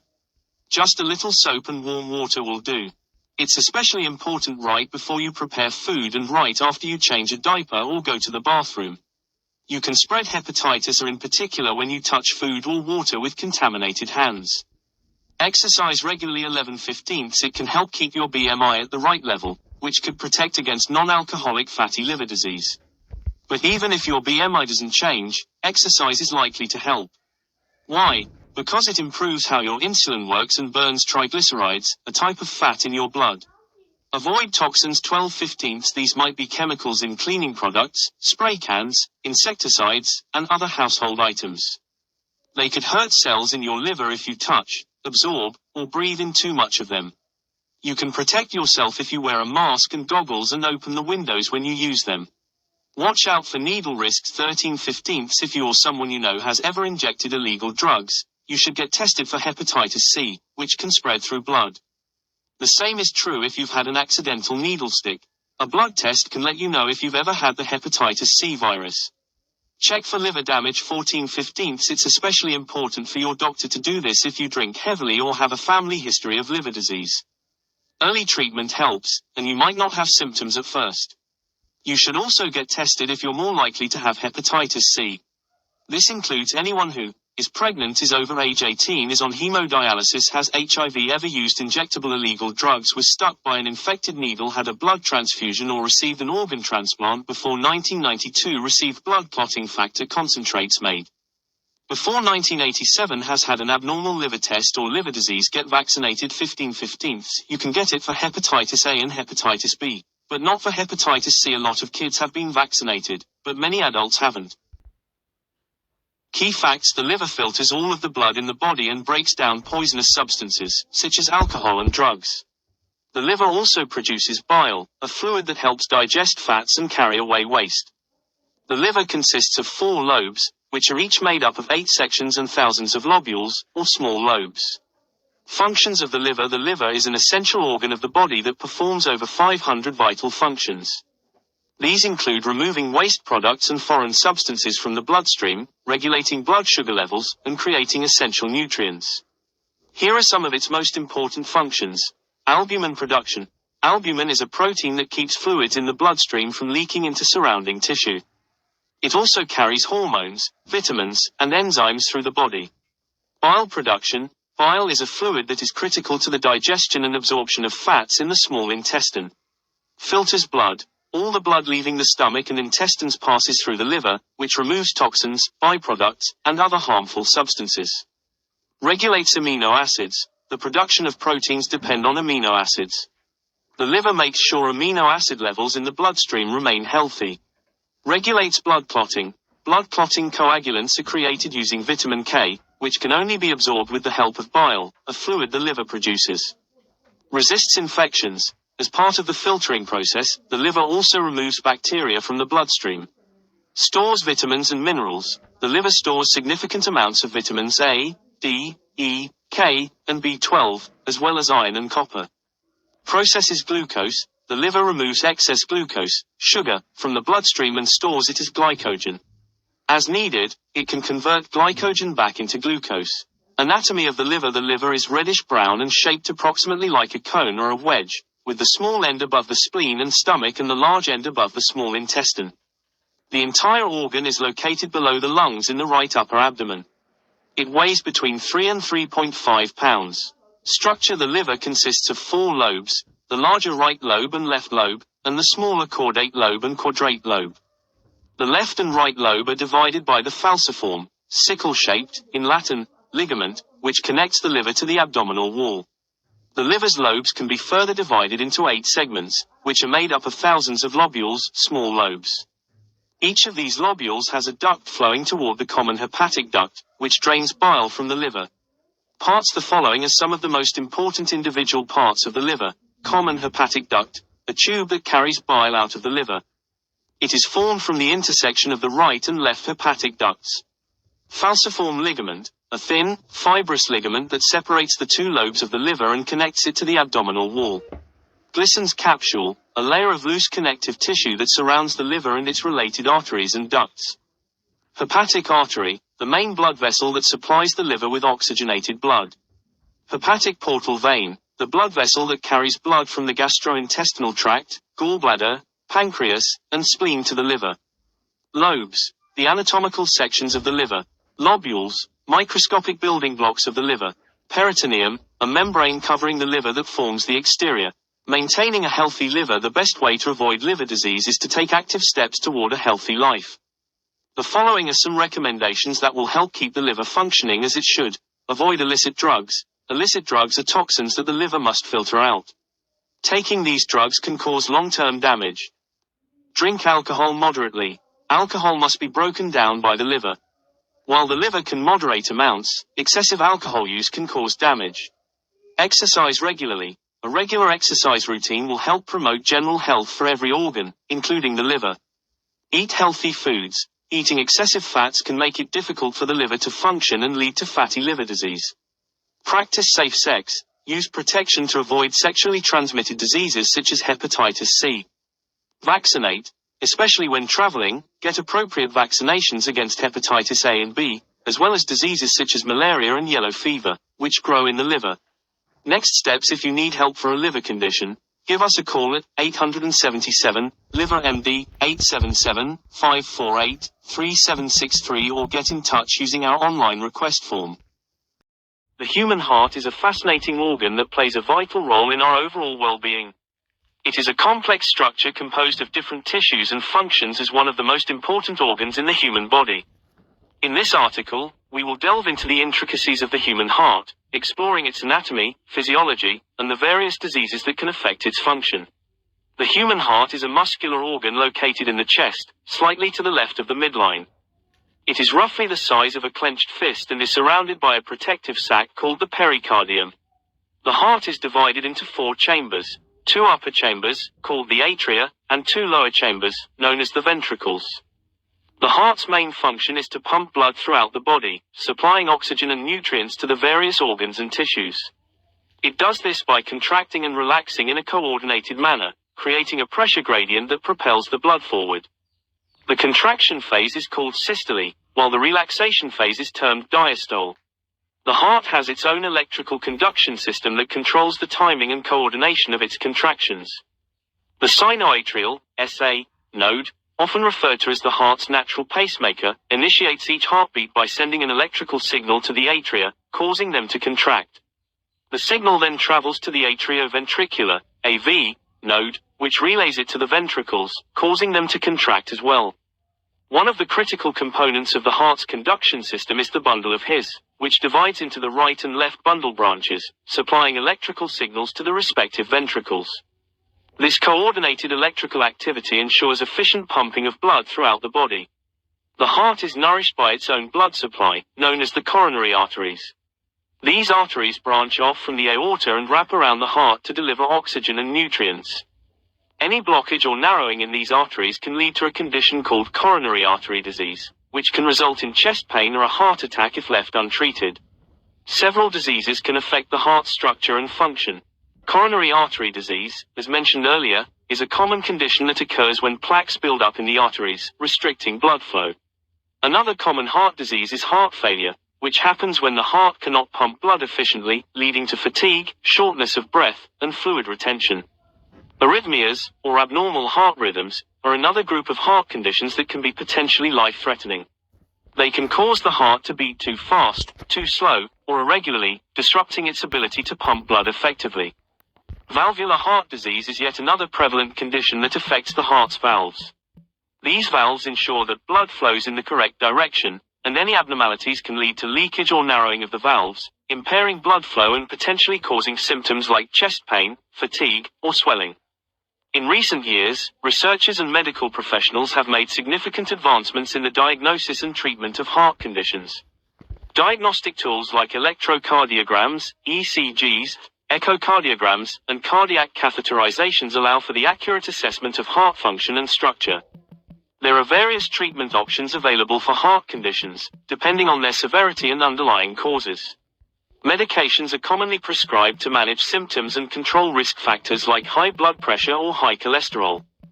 In more severe cases, surgical interventions like bypass surgeries or valve replacements may be necessary to restore the heart's normal function.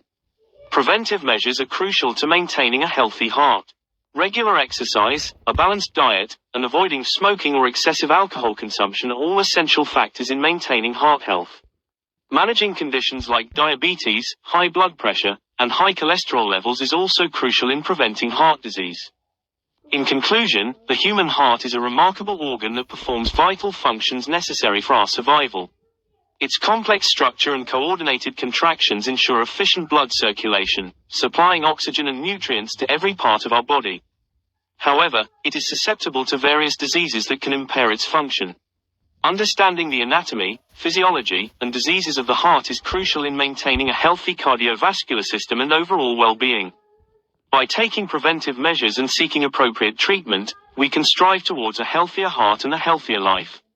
How to care for the human heart. The human heart is an incredible organ that plays a crucial role in our overall well-being. It keeps our blood pumping and ensures that oxygen and nutrients reach every part of our body.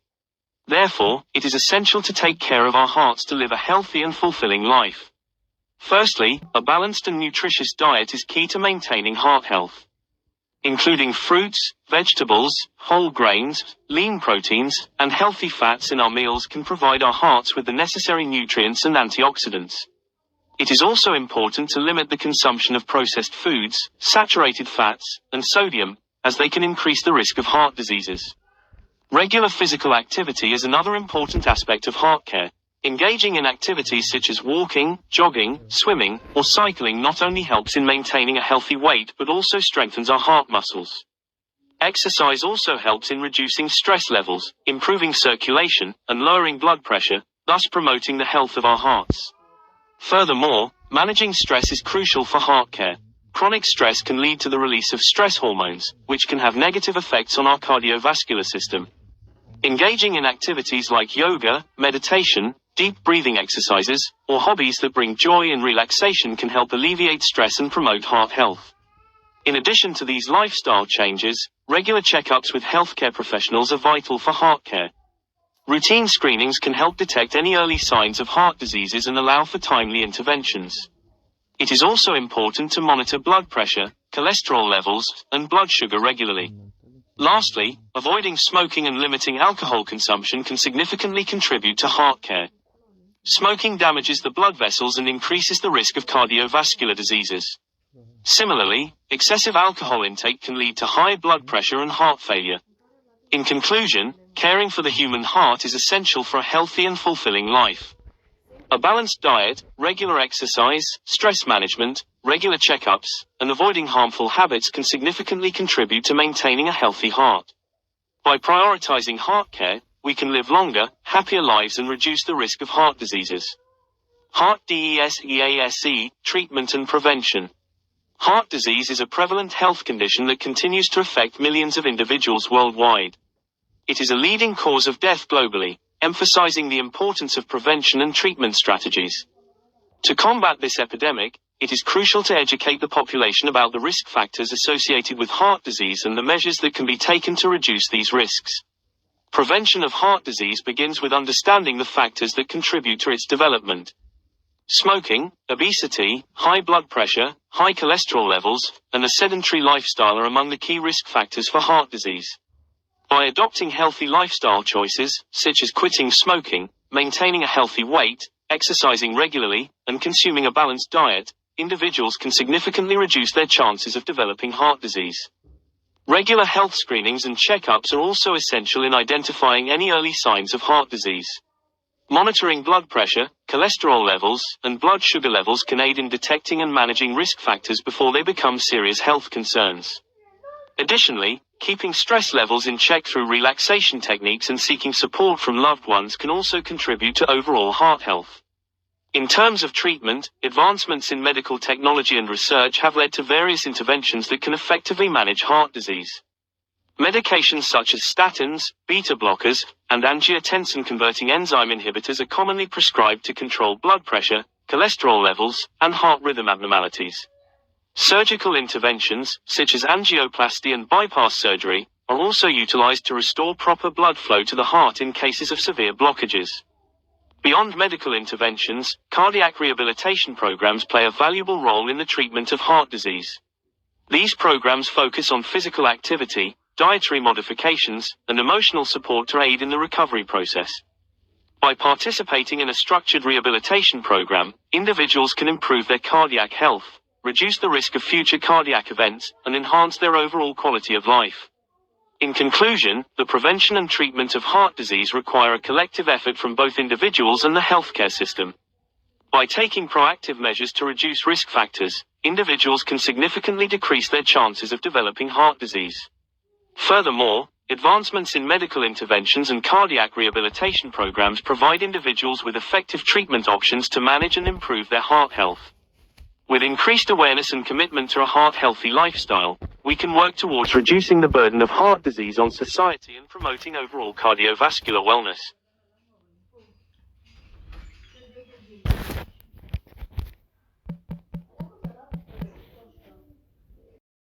The Wonders of the Human Lungs, a comprehensive exploration. Introduction. The human lungs are a remarkable organ system that plays a vital role in our daily lives. From the moment we take our first breath to the last, our lungs work tirelessly to ensure that our bodies receive the oxygen they need to function properly. In this in-depth exploration, we will delve into the intricacies of the human lungs, examining their structure, function, and the various diseases and conditions that can affect them. Anatomy of the lungs. The lungs are a pair of spongy, cone-shaped organs located in the chest cavity. They are enclosed within a protective membrane called the pleura and are separated by the mediastinum, which contains the heart, major blood vessels, and other vital structures. Each lung is divided into lobes. The right lung has 3 lobes, upper, middle, and lower, while the left lung has 2 lobes, upper and lower. The lungs are surrounded by the rib cage, which provides additional protection and support. Microscopically, the lungs are made up of tiny air sacs called alveoli, which are the functional units of the respiratory system. These alveoli are surrounded by a network of capillaries, where the exchange of oxygen and carbon dioxide takes place.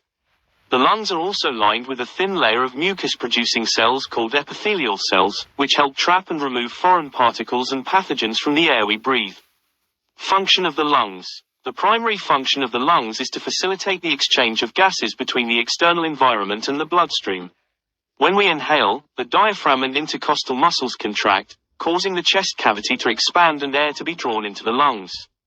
Oxygen from the inhaled air diffuses across the alveolar membrane into the bloodstream, where it is carried by hemoglobin to the body's cells. At the same time, carbon dioxide, a waste product of cellular metabolism, diffuses from the blood into the alveoli to be exhaled. In addition to gas exchange, the lungs also play a crucial role in regulating the body's acid-base balance. By adjusting the rate and depth of breathing, the lungs can help maintain optimal levels of carbon dioxide and pH in the blood. The lungs also serve as a protective barrier, filtering out harmful substances and pathogens from the air we breathe. Common diseases and conditions of the lungs.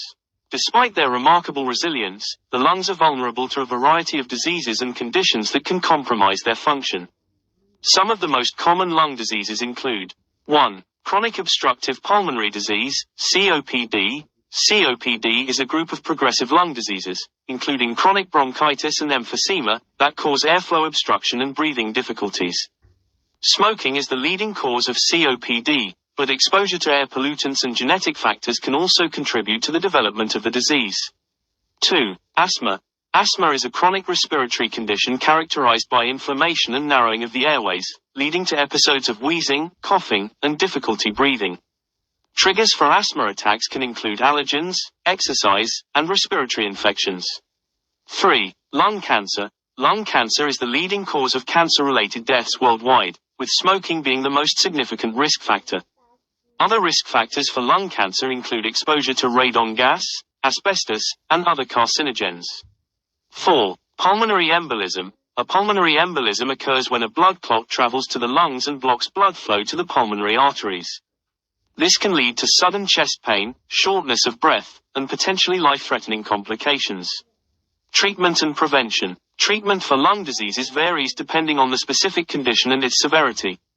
In general, lifestyle modifications such as quitting smoking, adopting a healthy diet, and exercising regularly can help reduce the risk of developing lung diseases. Medications such as bronchodilators, corticosteroids, and antibiotics may be prescribed to manage symptoms and prevent exacerbations. For more advanced lung diseases, surgical interventions such as lung transplant or lung volume reduction surgery may be necessary. In cases of lung cancer, treatments such as surgery, chemotherapy, and radiation therapy may be used to eliminate cancerous cells and prevent their spread. Conclusion. The human lungs are a marvel of anatomy and physiology, enabling us to breathe and sustain life.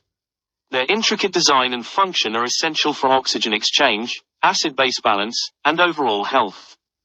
By understanding the structure of the lungs, their function, and the diseases and conditions that can affect them, we can better appreciate the importance of maintaining lung health and taking steps to prevent respiratory illnesses. Remember, our lungs are a precious gift. Let us cherish and care for them to ensure a lifetime of healthy breathing. This comprehensive exploration of the human lungs has provided a detailed overview of their anatomy, function, and common diseases. By shedding light, how to care for the human lungs. Caring for your lungs is essential for overall health and well-being. The following essay outlines key tips and strategies for maintaining healthy lungs. The human lungs are a vital organ responsible for the efficient exchange of oxygen and carbon dioxide in the body. Proper care and attention are crucial to maintain optimal lung health and function. There are several ways to care for your lungs and improve their health. 1. Avoid smoking. Smoking is one of the leading causes of lung-related diseases, such as lung cancer and chronic obstructive pulmonary disease, COPD. If you smoke, quitting is one of the best things you can do for your lung health.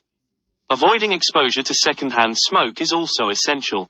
2. Exercise regularly. Regular physical activity helps improve lung function and capacity. Activities such as walking, running, swimming, and cycling can boost lung efficiency and overall respiratory health. 3. Maintain a healthy diet.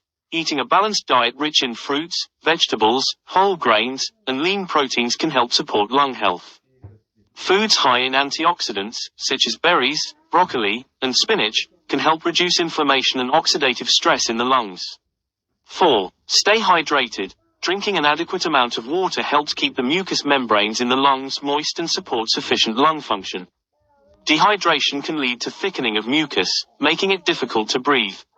5. Practice proper breathing techniques. Deep breathing exercises can help strengthen the lungs and improve lung capacity. Techniques such as diaphragmatic breathing and pursed lip breathing can enhance oxygen exchange and reduce shortness of breath. 6. Avoid exposure to pollutants. Air pollution, allergens, and irritants can harm lung health. Minimize exposure to pollutants by staying indoors on high pollution days, using air purifiers, and avoiding smoke and other respiratory irritants. 7. Get regular checkups. Routine checkups with a healthcare provider can help monitor lung health and detect any potential issues early. If you have respiratory symptoms such as coughing, wheezing, or shortness of breath, seek medical advice promptly. In conclusion, caring for your lungs is essential for overall health and well-being.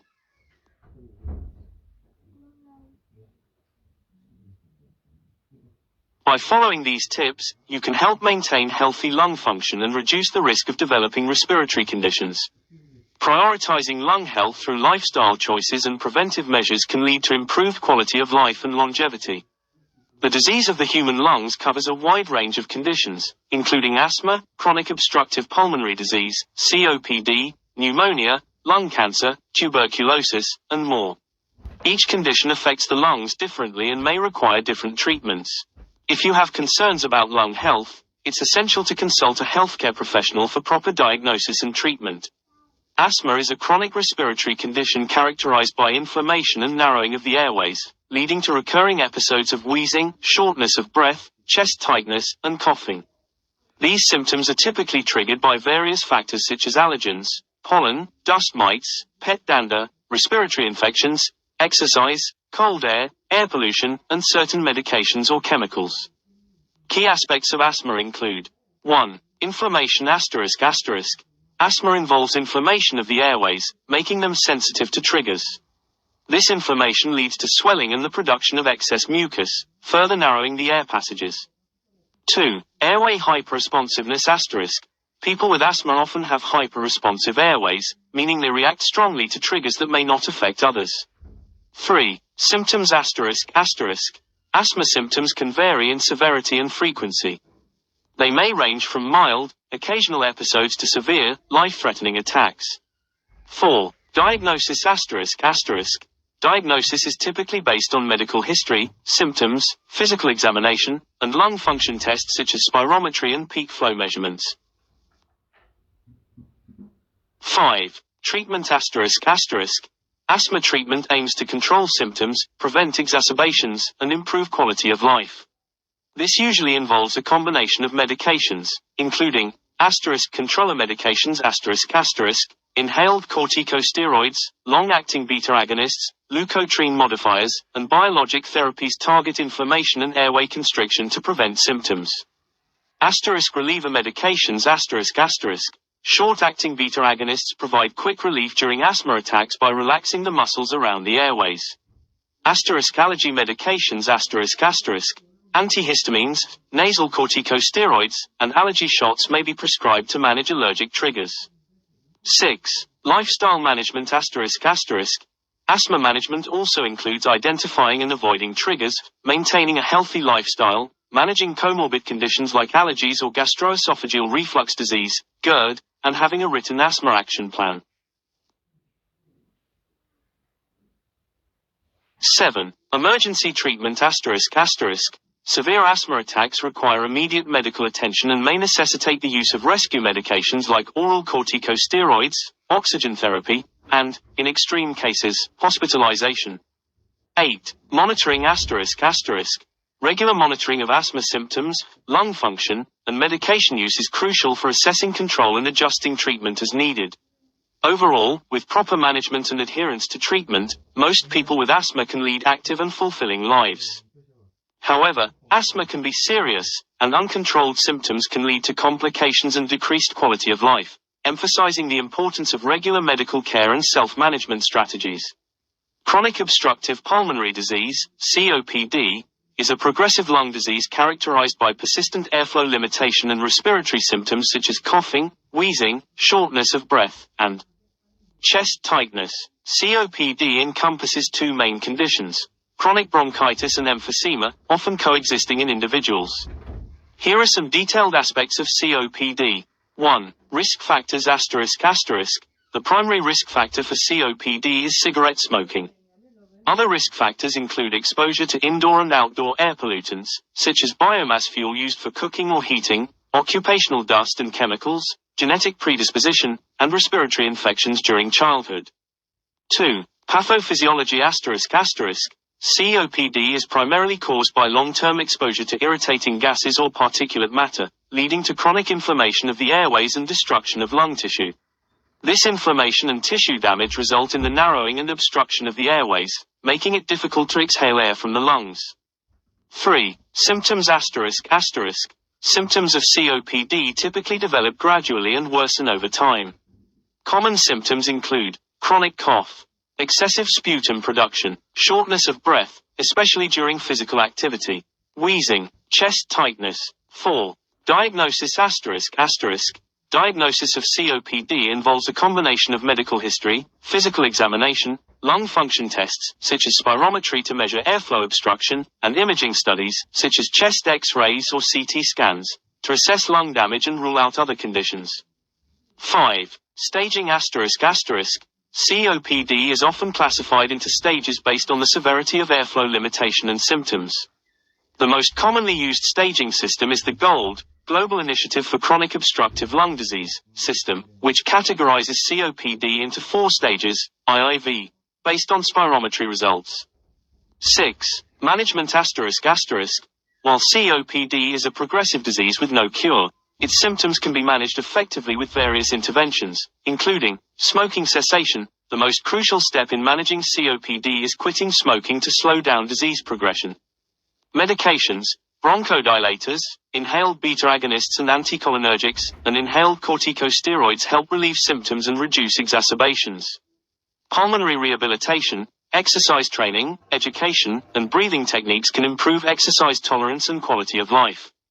Oxygen therapy, supplemental oxygen therapy may be necessary in advanced stages to relieve hypoxemia and improve survival.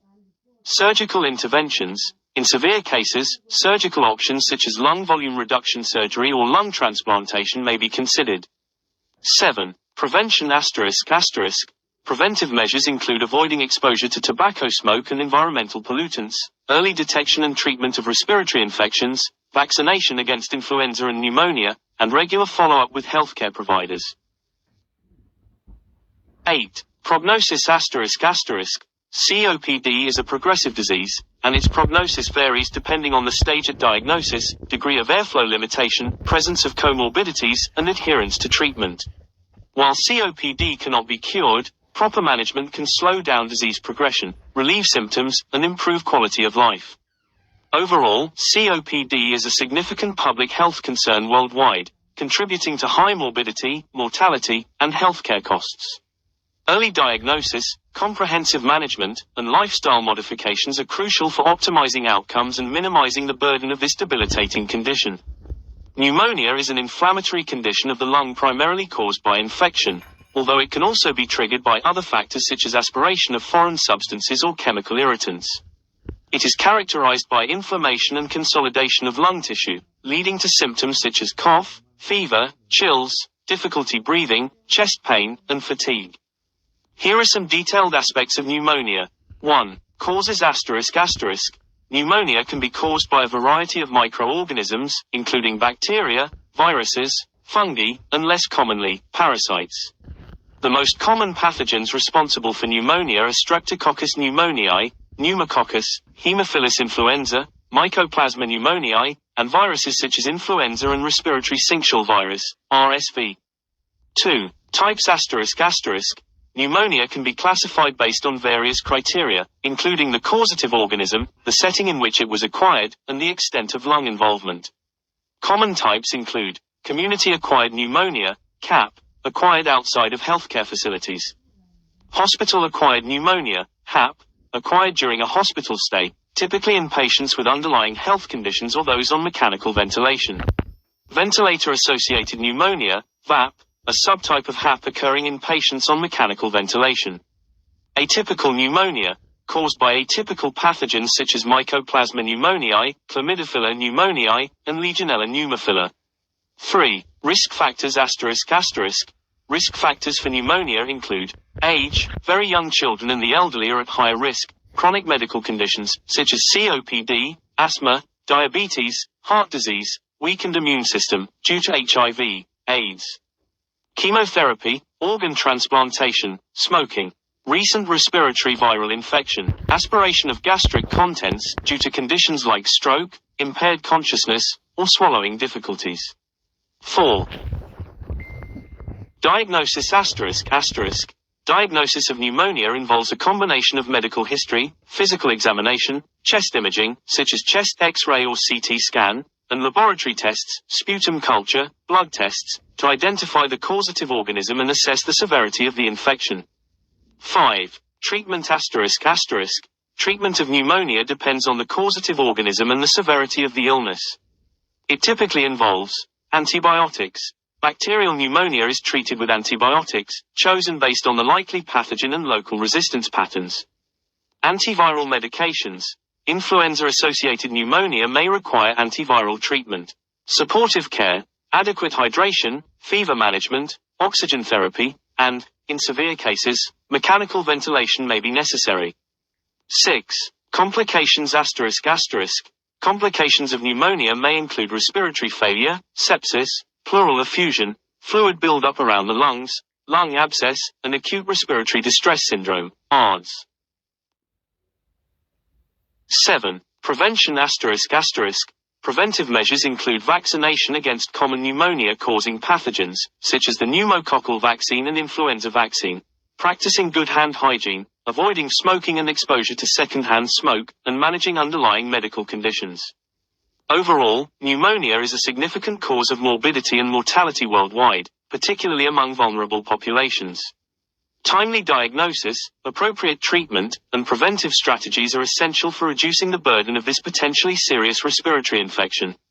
Lung cancer is a type of cancer that begins in the lungs and is one of the leading causes of cancer-related deaths worldwide. It develops when abnormal cells grow uncontrollably in the lung tissues, forming tumors that can interfere with lung function and may spread to other parts of the body. Here are some detailed aspects of lung cancer.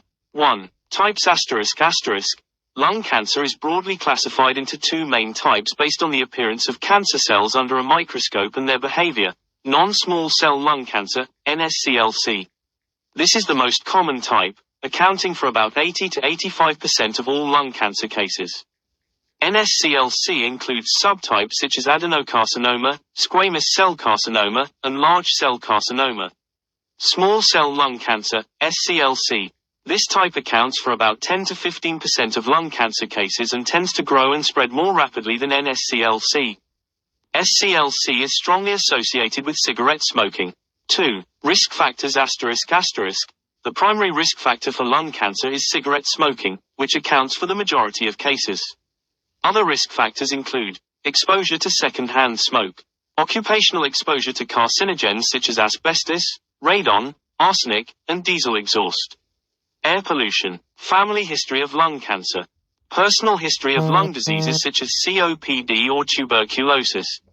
3. Symptoms asterisk asterisk. Symptoms of lung cancer may vary depending on the location and stage of the disease but commonly include persistent cough, chest pain, shortness of breath, coughing up blood, fatigue, unintended weight loss, hoarseness, recurrent respiratory infections. 4. Diagnosis asterisk asterisk. Diagnosis of lung cancer typically involves a combination of imaging tests, such as chest X-ray, CT scan, PET scan, biopsy, removal of a tissue sample for examination under a microscope, and other diagnostic procedures to determine the type, stage, and extent of the cancer. 5. Staging asterisk asterisk. Lung cancer staging is based on the size of the tumor, its spread to nearby lymph nodes, and its metastasis to distant organs. Staging helps guide treatment decisions and prognosis. 6. Treatment asterisk asterisk. Treatment for lung cancer depends on the type, stage, and overall health of the patient. Options may include surgery. Removal of the tumor and surrounding tissue is an option for early-stage NSCLC and some cases of SCLC. Radiation therapy. High-energy rays are used to kill cancer cells and shrink tumors. Chemotherapy. Drugs are used to kill cancer cells or slow their growth and are often used in combination with other treatments. Targeted therapy. Drugs that target specific abnormalities present in cancer cells, such as mutations in certain genes, are used for advanced NSCLC. Immunotherapy. Drugs that help the body's immune system recognize and attack cancer cells are used for some cases of NSCLC and SCLC. 7. Prognosis asterisk asterisk. The prognosis for lung cancer varies depending on factors such as the type, stage, and treatment received. Early detection and treatment offer the best chance of successful outcomes. 8. Prevention asterisk asterisk. Prevention strategies for lung cancer include avoiding tobacco smoke, including secondhand smoke, reducing exposure to environmental carcinogens, maintaining a healthy lifestyle, and participating in lung cancer screening programs for high-risk individuals. Overall, lung cancer is a significant health concern with a high mortality rate, but advancements in screening, diagnosis, and treatment are improving outcomes for many patients. Early detection and prompt intervention are critical for improving survival rates and quality of life for individuals diagnosed with lung cancer. Tuberculosis, TB, is a bacterial infection caused by Mycobacterium tuberculosis. It primarily affects the lungs but can also affect other parts of the body such as the kidneys, spine, and brain. TB is a significant global health concern, with millions of new cases and deaths reported each year. Here are detailed aspects of tuberculosis. 1. Transmission asterisk asterisk. TB is primarily spread through the air when an infected person coughs, sneezes, or speaks, releasing droplets containing the bacteria. Close and prolonged contact with an infected individual increases the risk of transmission. TB is not easily transmitted through casual contact. 2. Types asterisk asterisk. There are two main types of tuberculosis: latent TB infection, LTBI. In LTBI, the bacteria remain dormant in the body without causing symptoms or spreading to others. People with LTBI do not feel sick and are not contagious, but they are at risk of developing active TB disease if the bacteria become active. Active TB disease. Active TB occurs when the bacteria become active and cause symptoms. It can affect the lungs, pulmonary TB, or other parts of the body, extrapulmonary TB. 3. Symptoms asterisk asterisk. Symptoms of active TB disease may include persistent cough, chest pain, coughing up blood, fatigue, fever, night sweats, weight loss, loss of appetite, shortness of breath. 4. Diagnosis asterisk asterisk. Diagnosis of TB involves a combination of medical history, physical examination, tuberculin skin test, TST or Mantoux test, interferon gamma release assays, IGRAs, chest X-ray, and sputum tests, acid-fast bacilli smear microscopy, culture, and molecular tests, to detect the presence of TB bacteria. 5. Treatment asterisk asterisk. TB is treatable with antibiotics, but treatment typically involves a combination of several medications taken for several months. The most common treatment regimen for drug-susceptible TB is a combination of 4 antibiotics, isoniazid, rifampicin, pyrazinamide, and ethambutol, taken for 6 to 9 months. Drug-resistant TB requires longer and more complex treatment with second-line drugs. 6. Prevention asterisk asterisk. Prevention strategies for TB include TB vaccination. The Bacillus calmette-guerin, BCG, vaccine is used in some countries to prevent severe forms of TB in children, but its effectiveness varies. Screening and treatment of latent TB infection. Identifying and treating individuals with latent TB infection can prevent the progression to active TB disease. Infection control measures, promoting good respiratory hygiene, ensuring adequate ventilation in indoor settings, and implementing measures to reduce transmission in healthcare settings are important for preventing TB spread. 7. Global impact ***. TB is a major global health problem, particularly in low and middle-income countries where factors such as poverty, overcrowding, malnutrition, and HIV/AIDS contribute to its spread.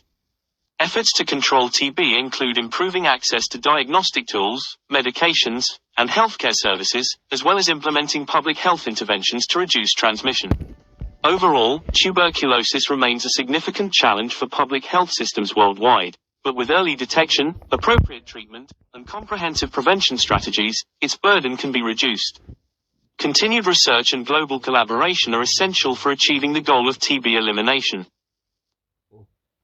Okay, you carry the tube back, please.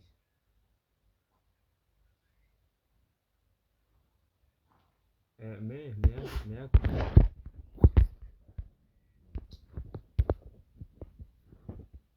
The human eye is a complex sensory organ responsible for vision, allowing us to perceive and interpret the surrounding world.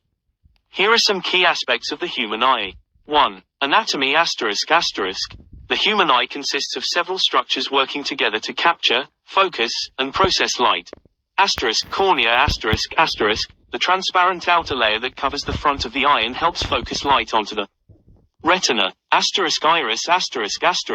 The colored part of the eye that controls the size of the pupil, regulating the amount of light entering the eye. Pupil ***. The black center of the eye that dilates or constricts in response to light levels. Lens ***. A flexible, transparent structure behind the iris that focuses light onto the retina. Retina ***. The light-sensitive tissue lining the back of the eye, containing photoreceptor cells called rods and cones that convert light into electrical signals. Optic nerve ***. A bundle of nerve fibers that carries visual information from the retina to the brain for processing. Vitreous humor ***. A clear, gel-like substance that fills the space between the lens and the retina, providing structural support to the eye. 2. Function ***. The main function of the eye is vision, which involves the following processes: refraction the cornea and lens bend, refract, light rays to focus them onto the retina, forming an inverted image. Transduction photoreceptor cells in the retina convert light energy into electrical signals. Transmission electrical signals are transmitted along the optic nerve to the brain's visual processing centers. Interpretation the brain interprets these signals to create a visual perception of the external environment. 3. Vision types Human vision includes different types of vision, such as visual acuity the ability to distinguish fine details and shapes. Color vision the ability to perceive different colors, facilitated by specialized cone cells in the retina. Peripheral vision the ability to see objects outside the direct line of sight. Depth perception the ability to perceive the relative distance of objects in three-dimensional space. 4. Common eye conditions various eye conditions and disorders can affect vision and eye health, including refractive errors conditions such as nearsightedness, myopia, farsightedness, hyperopia, and astigmatism, which result from abnormalities in the shape of the cornea or lens. Cataracts clouding of the lens, leading to blurred vision and decreased visual acuity. Glaucoma damage to the optic nerve caused by increased pressure within the eye, resulting in vision loss if left untreated. Age-related macular degeneration, AMD, degeneration of the macula, central part of the retina, leading to gradual loss of central vision. Retinal detachment separation of the retina from the underlying tissue, causing sudden vision loss or distortion. 5. Eye care Maintaining eye health involves regular eye exams, protecting the eyes from injury and harmful UV radiation, practicing good hygiene, such as avoiding eye rubbing, and adopting a healthy lifestyle, including a balanced diet and avoiding smoking. Overall, the human eye is a remarkable organ that plays a vital role in our perception of the world, highlighting the importance of preserving eye health through regular care and attention. Certainly, there are various diseases and conditions that can affect the eyes, ranging from common refractive errors to more serious conditions that can lead to vision loss. Here are some of the most notable eye diseases and conditions. 1. Refractive errors *****, nearsightedness, myopia, ****, difficulty seeing distant objects clearly. ***farsightedness, hyperopia, ****, difficulty seeing nearby objects clearly. ***astigmatism, blurred vision caused by irregular curvature of the cornea or lens. 2. Cataracts ***, clouding of the eye's natural lens, leading to blurred or dim vision, glare, and difficulty seeing at night. 3. Glaucoma ***, a group of eye conditions characterized by damage to the optic nerve, often due to elevated intraocular pressure, IOP, resulting in gradual peripheral vision loss and, if untreated, eventual blindness. 4. Age-related macular degeneration, AMD, degeneration of the macula, the central part of the retina responsible for sharp central vision, leading to blurred or distorted vision, and potential central vision loss. 5. Diabetic retinopathy ***, damage to the blood vessels of the retina caused by diabetes, leading to vision loss and potentially blindness if left untreated. 6. Retinal detachment ***, separation of the retina from the underlying tissue, leading to sudden vision loss or the appearance of floating spots or flashes of light. 7. Dry eye syndrome ***, insufficient production of tears or poor quality of tears, leading to discomfort, irritation, and blurred vision. 8. Conjunctivitis, pink eye, ***, inflammation of the conjunctiva, the transparent membrane covering the white part of the eye and inner eyelids, causing redness, itching, discharge, and tearing. 9. Keratitis ***, inflammation of the cornea, often caused by infection, bacterial, viral, fungal, injury, or contact lens misuse, leading to pain, redness, blurred vision, and sensitivity to light. 10. Ptosis ***, drooping of the upper eyelid, which can partially or completely obstruct vision, often caused by age-related weakening of the muscles or neurological conditions. 11. Strabismus ***, misalignment of the eyes, leading to crossed or wandering eyes, which can cause double vision and may affect depth perception. 12. Retinitis pigmentosa ***, inherited retinal disorder characterized by progressive degeneration of the retina, leading to tunnel vision, night blindness, and eventual loss of peripheral vision. 13. Uveitis ***, inflammation of the uvea, the middle layer of the eye, which can cause eye pain, redness, blurred vision, and sensitivity to light. 14. Ocular melanoma ***, cancerous growth in the eye, often originating in the cells that produce pigment, melanocytes, which can lead to vision loss or even spread to other parts of the body if untreated. These are just a few examples of the many diseases and conditions that can affect the eyes. It's essential to seek prompt medical attention if you experience any changes in your vision or eye health to receive proper diagnosis and treatment. Regular eye exams are also crucial for maintaining overall eye health and detecting potential problems early. Certainly, the treatments for various eye diseases and conditions depend on the specific diagnosis, severity, and underlying cause. Here are some common treatments for different eye diseases. 1. Refractive errors ***, eyeglasses or contact lenses ***. Corrective lenses help compensate for nearsightedness, farsightedness, and astigmatism by refocusing light onto the retina. 2. Cataracts ***, cataract surgery ***, surgical removal of the cloudy lens and replacement with an artificial intraocular lens, IOL, to restore clear vision. 3. Glaucoma ***, medications eye drops, oral medications, or injections to lower intraocular pressure, IOP, and reduce the risk of optic nerve damage. Laser therapy procedures such as selective laser trabeculoplasty, SLT, or laser peripheral iridotomy, LPI, to improve drainage of fluid from the eye and low IOP. Surgery ***. Trabeculectomy, minimally invasive glaucoma surgery, MIGS, or implantation of drainage devices to create new drainage pathways for aqueous humor and low IOP. 4. Age-related macular degeneration, AMD, anti-VEGF injections intravitreal injections of medications such as ranibizumab, aflibercept, or bevacizumab to inhibit the growth of abnormal blood vessels and slow the progression of wet AMD.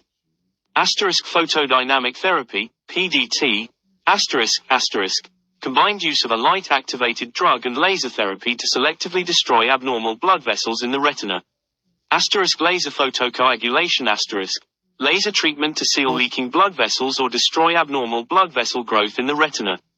5. Diabetic retinopathy anti-VEGF injections Similar to AMD treatment, anti-VEGF medications can be used to reduce swelling and leakage from abnormal blood vessels in the retina.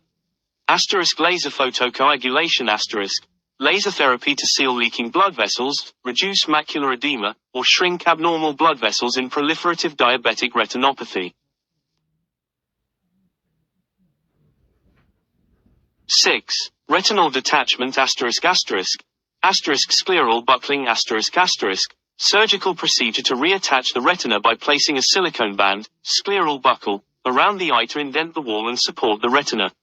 Pneumatic retinopexy injection of a gas bubble into the eye followed by laser or cryotherapy to seal retinal tears and reposition the detached retina. Vitrectomy surgical removal of vitreous gel and repair of retinal tears using microsurgical instruments, followed by injection of a gas or silicone oil bubble to support the retina. 7. Dry eye syndrome artificial tears over-the-counter or prescription eye drops to lubricate and moisturize the eyes. Prescription medications anti-inflammatory eye drops or oral medications to reduce inflammation and improve tear production. Punctal plugs tiny silicone or collagen plugs inserted into the tear ducts to block drainage and conserve tears on the ocular surface. 8. Conjunctivitis, pink eye, antibiotic eye drops or ointments topical medications to treat bacterial conjunctivitis. Antihistamine eye drops over-the-counter or prescription drops to relieve itching and discomfort in allergic conjunctivitis. Cold compresses application of cool, damp cloths to soothe inflammation and reduce swelling. These are just a few examples of treatments for various eye diseases and conditions. It's essential to consult with an eye care professional for a comprehensive evaluation and personalized treatment plan tailored to your specific needs and condition. Early detection and appropriate treatment can help preserve vision and prevent complications associated with eye diseases. Certainly, preventing eye diseases involves adopting healthy habits, protecting your eyes from injury, and scheduling regular eye exams. Here are preventive measures for some common eye diseases. 1. Refractive errors prevention While refractive errors often have a genetic component, you can minimize their impact by having regular eye exams to detect and correct vision problems early. Practicing good eye hygiene, such as taking breaks from screens and maintaining proper lighting when reading or working. 2. Cataracts prevention Although cataracts are often age-related, you can reduce your risk by protecting your eyes from UV radiation by wearing sunglasses outdoors. Avoiding smoking and excessive alcohol consumption, which are risk factors for cataract development. Eating a balanced diet rich in antioxidants, such as fruits and vegetables, to support eye health. 3. Glaucoma prevention Since glaucoma is often asymptomatic until later stages, prevention focuses on early detection and management, undergoing regular comprehensive eye exams, especially if you have a family history of glaucoma or are over 40. Managing other health conditions, such as hypertension and diabetes, which can increase the risk of glaucoma. Protecting your eyes from injury to prevent secondary glaucoma. 4. Age-related macular degeneration, AMD, prevention While age is the primary risk factor for AMD, you can lower your risk by maintaining a healthy lifestyle, including eating a diet rich in antioxidants, omega-3 fatty acids, and leafy greens. Avoiding smoking, which is a significant risk factor for AMD development and progression. Monitoring your vision regularly and promptly reporting any changes or symptoms to your eye care professional. 5. Diabetic retinopathy ***. Prevention ***. If you have diabetes, you can reduce your risk of diabetic retinopathy by managing your blood sugar levels through diet, exercise, medication, and regular monitoring. Controlling other risk factors such as hypertension and hyperlipidemia. Undergoing regular dilated eye exams to detect diabetic retinopathy early and prevent vision loss. 6. Retinal detachment ***. Prevention ***. While retinal detachment often occurs spontaneously, you can minimize your risk by protecting your eyes from trauma by wearing appropriate eye protection during sports and hazardous activities. Seeking prompt medical attention for any symptoms of flashes of light, floaters, or sudden changes in vision. Managing conditions that increase the risk of retinal detachment, such as high myopia or previous eye surgery. 7. Dry eye syndrome ***. Prevention ***. To prevent dry eye syndrome, you can take regular breaks from screens to reduce eye strain and promote blinking. Use a humidifier in dry environments to maintain moisture levels. Avoid environmental irritants such as smoke and wind, and use protective eyewear when necessary. 8. Conjunctivitis, pink eye, ***. Prevention ***. To prevent the spread of conjunctivitis, you can practice good hygiene, such as washing your hands frequently and avoiding touching your eyes. Avoid sharing towels, makeup, or other personal items with individuals who have conjunctivitis. Practice proper contact lens hygiene and avoid wearing contact lenses when you have symptoms of conjunctivitis. By adopting these preventive measures and seeking regular eye care, you can reduce your risk of developing various eye diseases and maintain optimal eye health throughout your life. Remember to consult with your eye care professional for personalized advice and recommendations based on your individual risk factors and health status.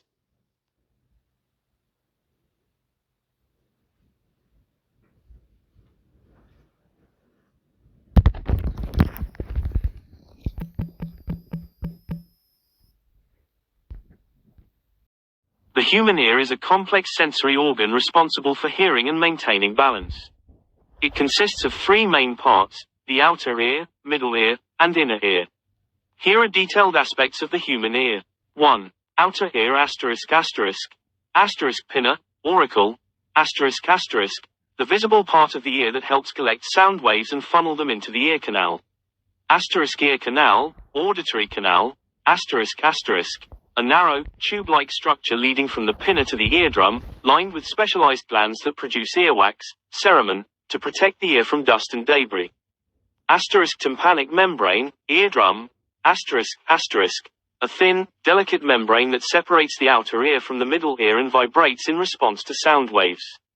2. Middle ear ***. Ossicles three small bones, malleus, incus, and stapes, located in the middle ear cavity, which transmit vibrations from the eardrum to the inner ear. Eustachian tube a narrow tube that connects the middle ear to the back of the nose and throat, helping equalize air pressure and drain fluid from the middle ear. 3. Inner ear cochlea a spiral-shaped, fluid-filled structure in the inner ear responsible for converting sound vibrations into electrical signals that are transmitted to the brain. The cochlea contains thousands of hair cells that detect different frequencies of sound. Vestibular system a series of fluid-filled canals and chambers in the inner ear that help maintain balance and spatial orientation. The vestibular system includes the semicircular canals, utricle, and saccule, which detect rotational and linear motion. Auditory nerve a bundle of nerve fibers that carries electrical signals from the cochlea to the brain's auditory processing centers, allowing us to perceive and interpret sounds. 4. Function hearing sound waves enter the outer ear and travel through the ear canal, causing the eardrum to vibrate. The vibrations are transmitted through the ossicles to the cochlea, where hair cells detect the vibrations and convert them into electrical signals. These signals are then sent via the auditory nerve to the brain's auditory cortex, where they are processed and interpreted as sound. Balance. The vestibular system detects changes in head position and movement, providing information to the brain about balance, spatial orientation, and coordination of movements. 5. Common ear conditions. Ear infections. Inflammation of the ear canal, otitis externa, or middle ear, otitis media, often caused by bacterial or viral infections. Tinnitus. Perception of ringing, buzzing, or other sounds in the ears without an external source, often associated with hearing loss or exposure to loud noise. Meniere's disease. A disorder of the inner ear characterized by episodes of vertigo, fluctuating hearing loss, tinnitus, and a sensation of fullness in the ear. Sensorineural hearing loss. Hearing loss caused by damage to the hair cells in the cochlea or auditory nerve, often due to aging, noise exposure, or genetic factors. Benign paroxysmal positional vertigo, BPPV. Episodes of vertigo triggered by changes in head position, usually due to displacement of calcium crystals in the inner ear. The human ear is a remarkable organ that plays a crucial role in our ability to communicate, experience the world through sound, and maintain balance and spatial orientation.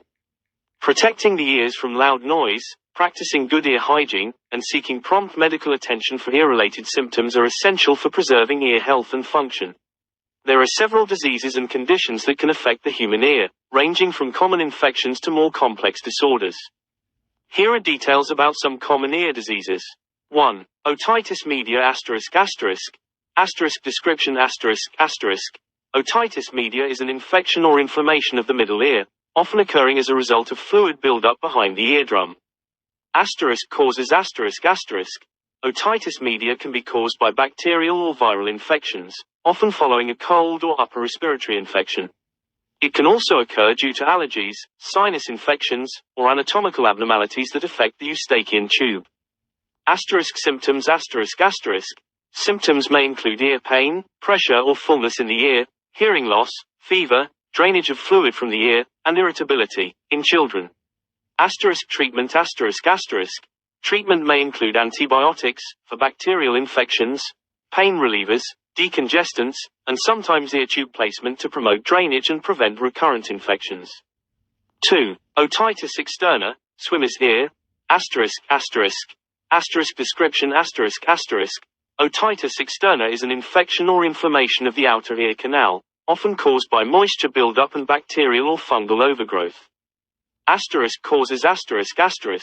Otitis externa is commonly associated with swimming, as water exposure can create a moist environment conducive to bacterial growth.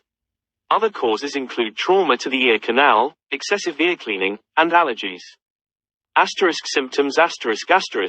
Symptoms may include ear pain, especially when touching the ear or chewing, itching, redness, swelling of the ear canal, drainage of pus or fluid, and temporary hearing loss.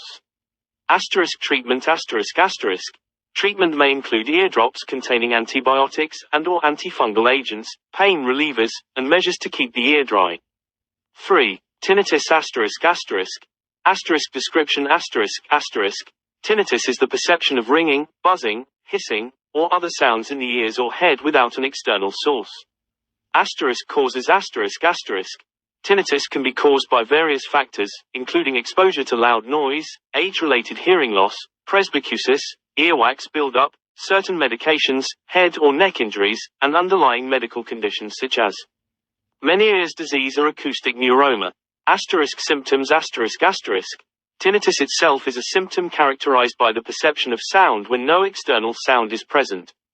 It can be continuous or intermittent and may vary in pitch and intensity. Treatment. Treatment for tinnitus depends on the underlying cause and may include addressing any contributing factors, such as noise exposure or medication adjustments, using sound therapy or hearing aids to mask the tinnitus, and cognitive behavioral therapy to help manage distress associated with tinnitus perception. 4. Meniere's disease. Description. Meniere's disease is a disorder of the inner ear characterized by episodes of vertigo, fluctuating hearing loss, tinnitus, and a sensation of fullness or pressure in the affected ear.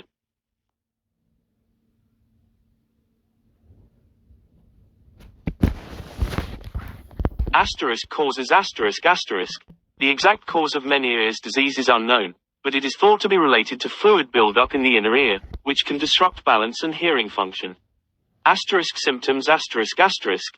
Symptoms may include sudden and severe vertigo, spinning sensation, fluctuating hearing loss, usually affecting low frequencies, tinnitus, often described as a roaring or buzzing sound, and a feeling of fullness or pressure in the ear. Asterisk treatment asterisk asterisk. Treatment for Meniere's disease may include dietary modifications, such as reducing salt intake, medications to control symptoms, such as diuretics, anti-vertigo medications, or corticosteroids, vestibular rehabilitation therapy, and in severe cases, surgical procedures to decompress the inner ear or destroy the balance organs. 5. Acoustic neuroma asterisk asterisk. Asterisk description asterisk asterisk. Acoustic neuroma, also known as vestibular schwannoma, is a benign tumor that develops on the vestibular nerve, which connects the inner ear to the brain. Asterisk causes asterisk asterisk. The exact cause of acoustic neuroma is unknown, but it is thought to arise from a mutation in the Schwann cells that wrap around the vestibular nerve. Asterisk symptoms asterisk asterisk. Symptoms may include hearing loss, usually gradual and unilateral, tinnitus, often described as high-pitched ringing or buzzing, vertigo or imbalance, facial numbness or weakness, if the tumor compresses nearby. Facial nerves, and headaches. Asterisk treatment asterisk asterisk. Treatment options for acoustic neuroma may include observation, for small, slow-growing tumors, surgery to remove the tumor, radiation therapy, such as stereotactic radiosurgery, and occasionally, hearing rehabilitation with hearing aids or cochlear implants after surgery. These are just a few examples of diseases and conditions that can affect the human ear. It's essential to seek medical evaluation and treatment if you experience any symptoms or changes in your hearing, balance, or ear health. Early detection and appropriate management can help prevent complications and preserve ear function. Caring for the ears is essential for maintaining good ear health and preventing ear infections and other problems. Here are some tips for ear care. 1. Keep the ears dry asterisk asterisk. After swimming or showering, dry the ears thoroughly using a soft towel or by tilting your head to allow excess water to drain out. Avoid inserting cotton swabs or other objects into the ear canal to clean the ears, as this can push wax deeper into the ear canal or cause injury. 2. Protect the ears from noise asterisk asterisk. Limit exposure to loud noises, such as concerts, power tools, and machinery, by wearing earplugs or earmuffs. Use noise-cancelling headphones or earbuds at a moderate volume when listening to music or other audio to prevent hearing damage. 3. Avoid inserting objects into the ears asterisk asterisk. Do not insert cotton swabs, fingers, keys, or other objects into the ear canal, as this can damage the delicate structures of the ear and push wax deeper into the ear canal. If you feel the need to clean your ears, use a damp washcloth to gently wipe the outer ear and avoid going beyond the ear canal. 4. Protect the ears from trauma asterisk asterisk. Take precautions to prevent injury to the ears, such as wearing helmets during sports activities and avoiding activities that could result in head trauma. Be cautious when using cotton swabs or other objects near the ears of children to prevent accidental injury.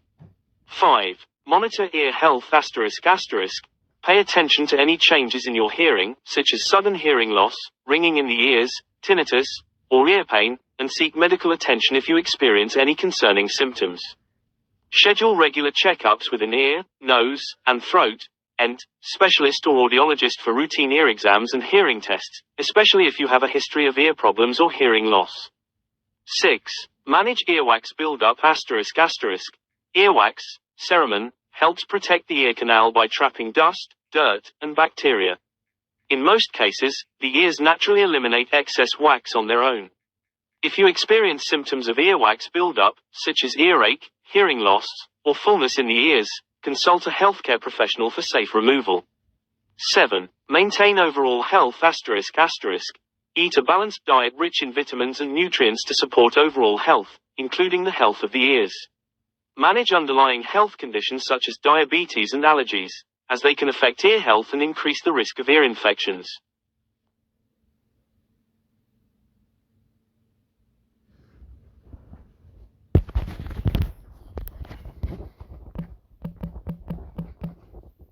Seven. Maintain overall health asterisk asterisk. Eat a balanced diet rich in vitamins and nutrients to support overall health, including the health of the ears. Manage underlying health conditions such as diabetes and allergies, as they can affect ear health and increase the risk of ear infections. By following these tips and practicing good ear hygiene, you can help maintain healthy ears and reduce the risk of ear-related problems. If you have any concerns about your ear health or experience any ear-related symptoms, be sure to consult a healthcare professional for proper evaluation and treatment. The treatment for ear diseases varies depending on the specific condition and its underlying cause. Here are treatments for some common ear diseases. 1. Otitis media, middle ear infection, antibiotics, bacterial infections of the middle ear are often treated with antibiotics, such as amoxicillin or azithromycin. Antibiotics may be prescribed orally or as ear drops. Pain relievers, over-the-counter pain relievers, such as acetaminophen or ibuprofen, can help alleviate ear pain and fever associated with otitis media. Warm compresses, applying warm compresses to the affected ear can help reduce pain and discomfort. 2. Otitis externa, swimmer's ear, ear drops, prescription or over-the-counter ear drops containing antibiotics and/or antifungal agents are commonly used to treat otitis externa. These drops help eliminate infection and reduce inflammation.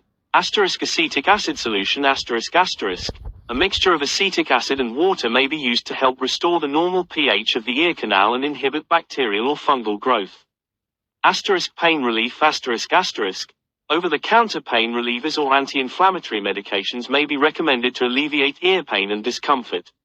3. Tinnitus, management of underlying causes, if tinnitus is caused by an underlying condition such as hearing loss, high blood pressure, or medication side effects, addressing the underlying cause may help alleviate symptoms. Sound therapy, masking the perceived tinnitus sound with external noise, such as white noise machines, nature sounds, or hearing aids, can help reduce the perception of tinnitus. Cognitive behavioral therapy, CBT, counseling or therapy techniques aimed at changing negative thoughts and emotions associated with tinnitus can help improve coping strategies and reduce distress. 4. Meniere's disease, dietary modifications, adopting a low-sodium diet and limiting caffeine and alcohol intake may help reduce symptoms of Meniere's disease. Medications, medications such as diuretics, to reduce fluid retention, or vestibular suppressants, to alleviate vertigo, may be prescribed to manage symptoms. Invasive treatments, in severe cases of Meniere's disease that do not respond to conservative measures, invasive treatments such as intratympanic injections or surgical procedures to decompress the inner ear may be considered. 5. Acoustic neuroma, observation, small, slow-growing acoustic neuromas may be monitored closely with regular imaging tests, MRI, to monitor tumor growth and assess for symptoms. Surgery, surgical removal of the tumor, translabyrinthine, retrosigmoid, or middle fossa approach, may be necessary for larger or symptomatic tumors. Radiation therapy, stereotactic radiosurgery, e.g., gamma knife, or fractionated stereotactic radiotherapy may be used to shrink or control the growth of acoustic neuromas in patients who are not surgical candidates. It's important to note that these treatments are general guidelines, and the appropriate treatment for an individual depends on factors such as the specific diagnosis, severity of symptoms, and overall health. Always consult with a healthcare professional for proper evaluation and personalized treatment recommendations. The human nose is a prominent facial feature and a vital organ responsible for several functions, including olfaction, sense of smell, respiration, breathing, and humidification and filtration of inspired air. Always consult with a healthcare professional for proper evaluation and personalized treatment recommendations. The human nose is a prominent facial feature and a vital organ responsible for several functions, including olfaction, sense of smell, respiration, breathing, and humidification and filtration of inspired air. Here are some key aspects of the human nose. 1. Anatomy, external nose, the visible part of the nose that protrudes from the face, composed of cartilage and skin. It includes the nasal bridge, nasal tip, and nostrils, nares. Asterisk nasal cavity asterisk asterisk. A hollow space inside the nose lined with mucous membranes and divided into two nasal passages by the nasal septum. The nasal cavity contains specialized structures such as turbinates, nasal conchae, and nasal meat users. Asterisk nasal sinuses asterisk asterisk. Air-filled cavities located within the bones of the skull surrounding the nasal cavity, including the frontal, maxillary, ethmoid, and sphenoid sinuses. 2. Functions asterisk asterisk. Asterisk olfaction, sense of smell. Asterisk asterisk. The nose contains olfactory receptors that detect airborne molecules and transmit signals to the brain's olfactory bulb, allowing us to perceive and distinguish. Various odors. Asterisk respiration, breathing. Asterisk asterisk. Air enters the nasal cavity through the nostrils and is filtered, warmed, and humidified as it passes over the mucous membranes and turbinates. The nose helps regulate airflow and prevent large particles and pathogens from entering the respiratory tract. Asterisk humidification and filtration asterisk asterisk. The mucous membranes lining the nasal cavity produce mucus, which helps humidify inspired air and trap dust, pollen, bacteria, and other particles. Cilia, microscopic hair-like structures, in the nasal passages move mucus and trap particles toward the throat for swallowing or expectoration. 3. Nasal disorders asterisk asterisk. Asterisk rhinitis asterisk asterisk. Inflammation of the nasal mucous membranes, often caused by allergies, allergic rhinitis, infections, infectious rhinitis, or irritants, non-allergic rhinitis. Symptoms may include nasal congestion, runny nose, sneezing, and itching.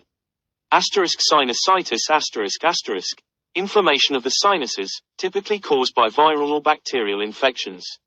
Symptoms may include facial pain or pressure, nasal congestion, headache, and discolored nasal discharge.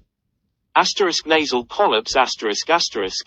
Non-cancerous growths that develop in the nasal passages or sinuses, often associated with chronic inflammation, chronic rhinosinusitis. Nasal polyps can cause nasal congestion, reduced sense of smell, facial pain, and snoring. Asterisk deviated septum asterisk asterisk. A condition in which the nasal septum, the thin wall that divides the nasal passages, is displaced or crooked, leading to nasal obstruction, difficulty breathing, and recurrent sinus infections. 4. Nasal care asterisk asterisk. Asterisk nasal hygiene asterisk asterisk. Practicing good nasal hygiene, such as gently blowing the nose to clear mucus, using saline nasal sprays or rinses to moisturize and cleanse the nasal passages, and avoiding irritants such as tobacco smoke and strong odors. Asterisk allergy management asterisk asterisk.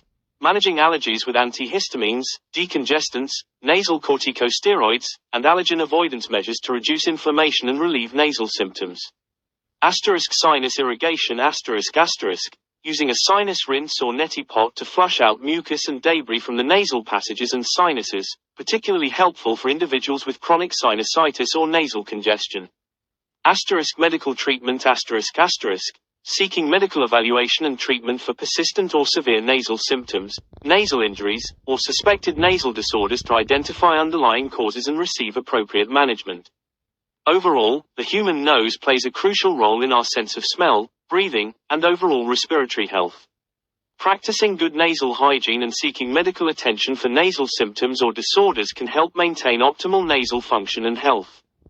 There are various diseases and conditions that can affect the nose, ranging from common infections to more serious disorders. Here are details about some nasal diseases. 1. Rhinitis asterisk asterisk. Asterisk description asterisk asterisk.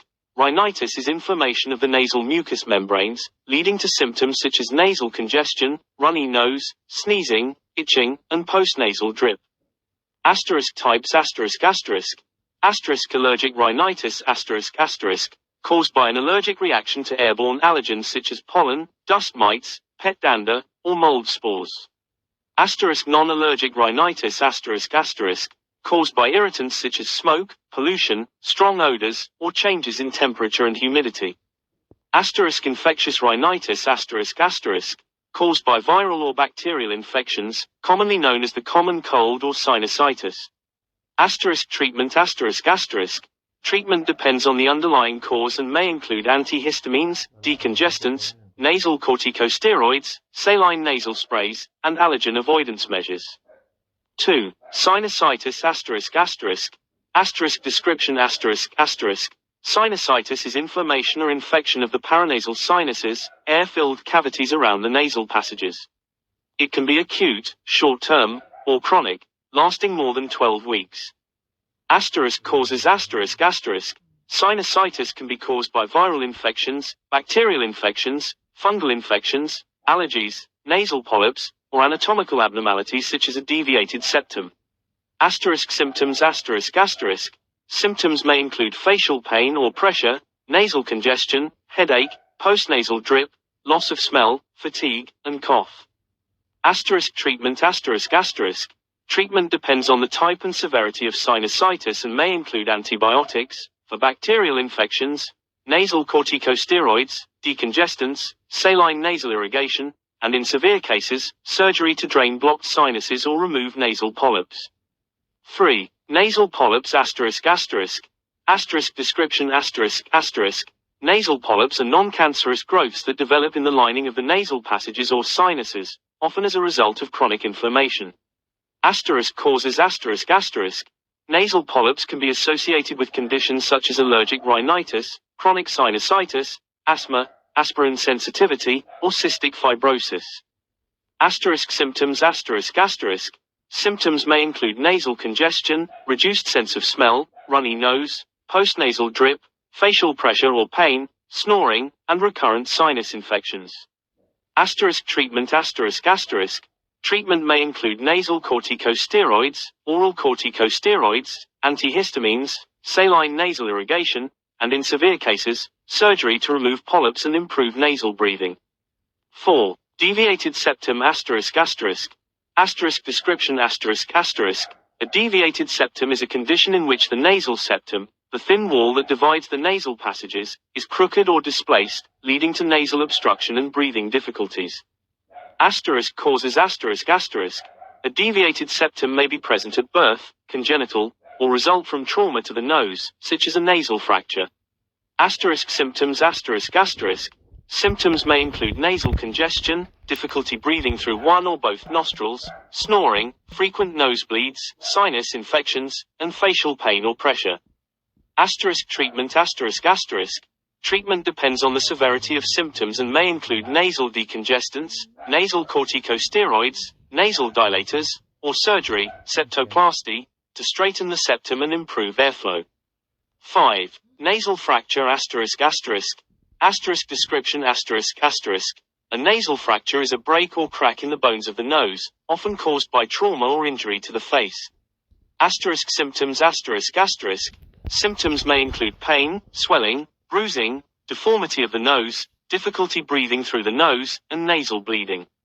Treatment Treatment may include pain management, cold compresses to reduce swelling, realignment of the nasal bones, closed reduction, or surgery, rhinoplasty, to repair and reshape the nose. These are just a few examples of nasal diseases and conditions. It's essential to seek medical evaluation and treatment if you experience any symptoms or changes in your nasal health to receive proper diagnosis and management. Prompt treatment can help alleviate symptoms, prevent complications, and improve overall nasal function and well-being.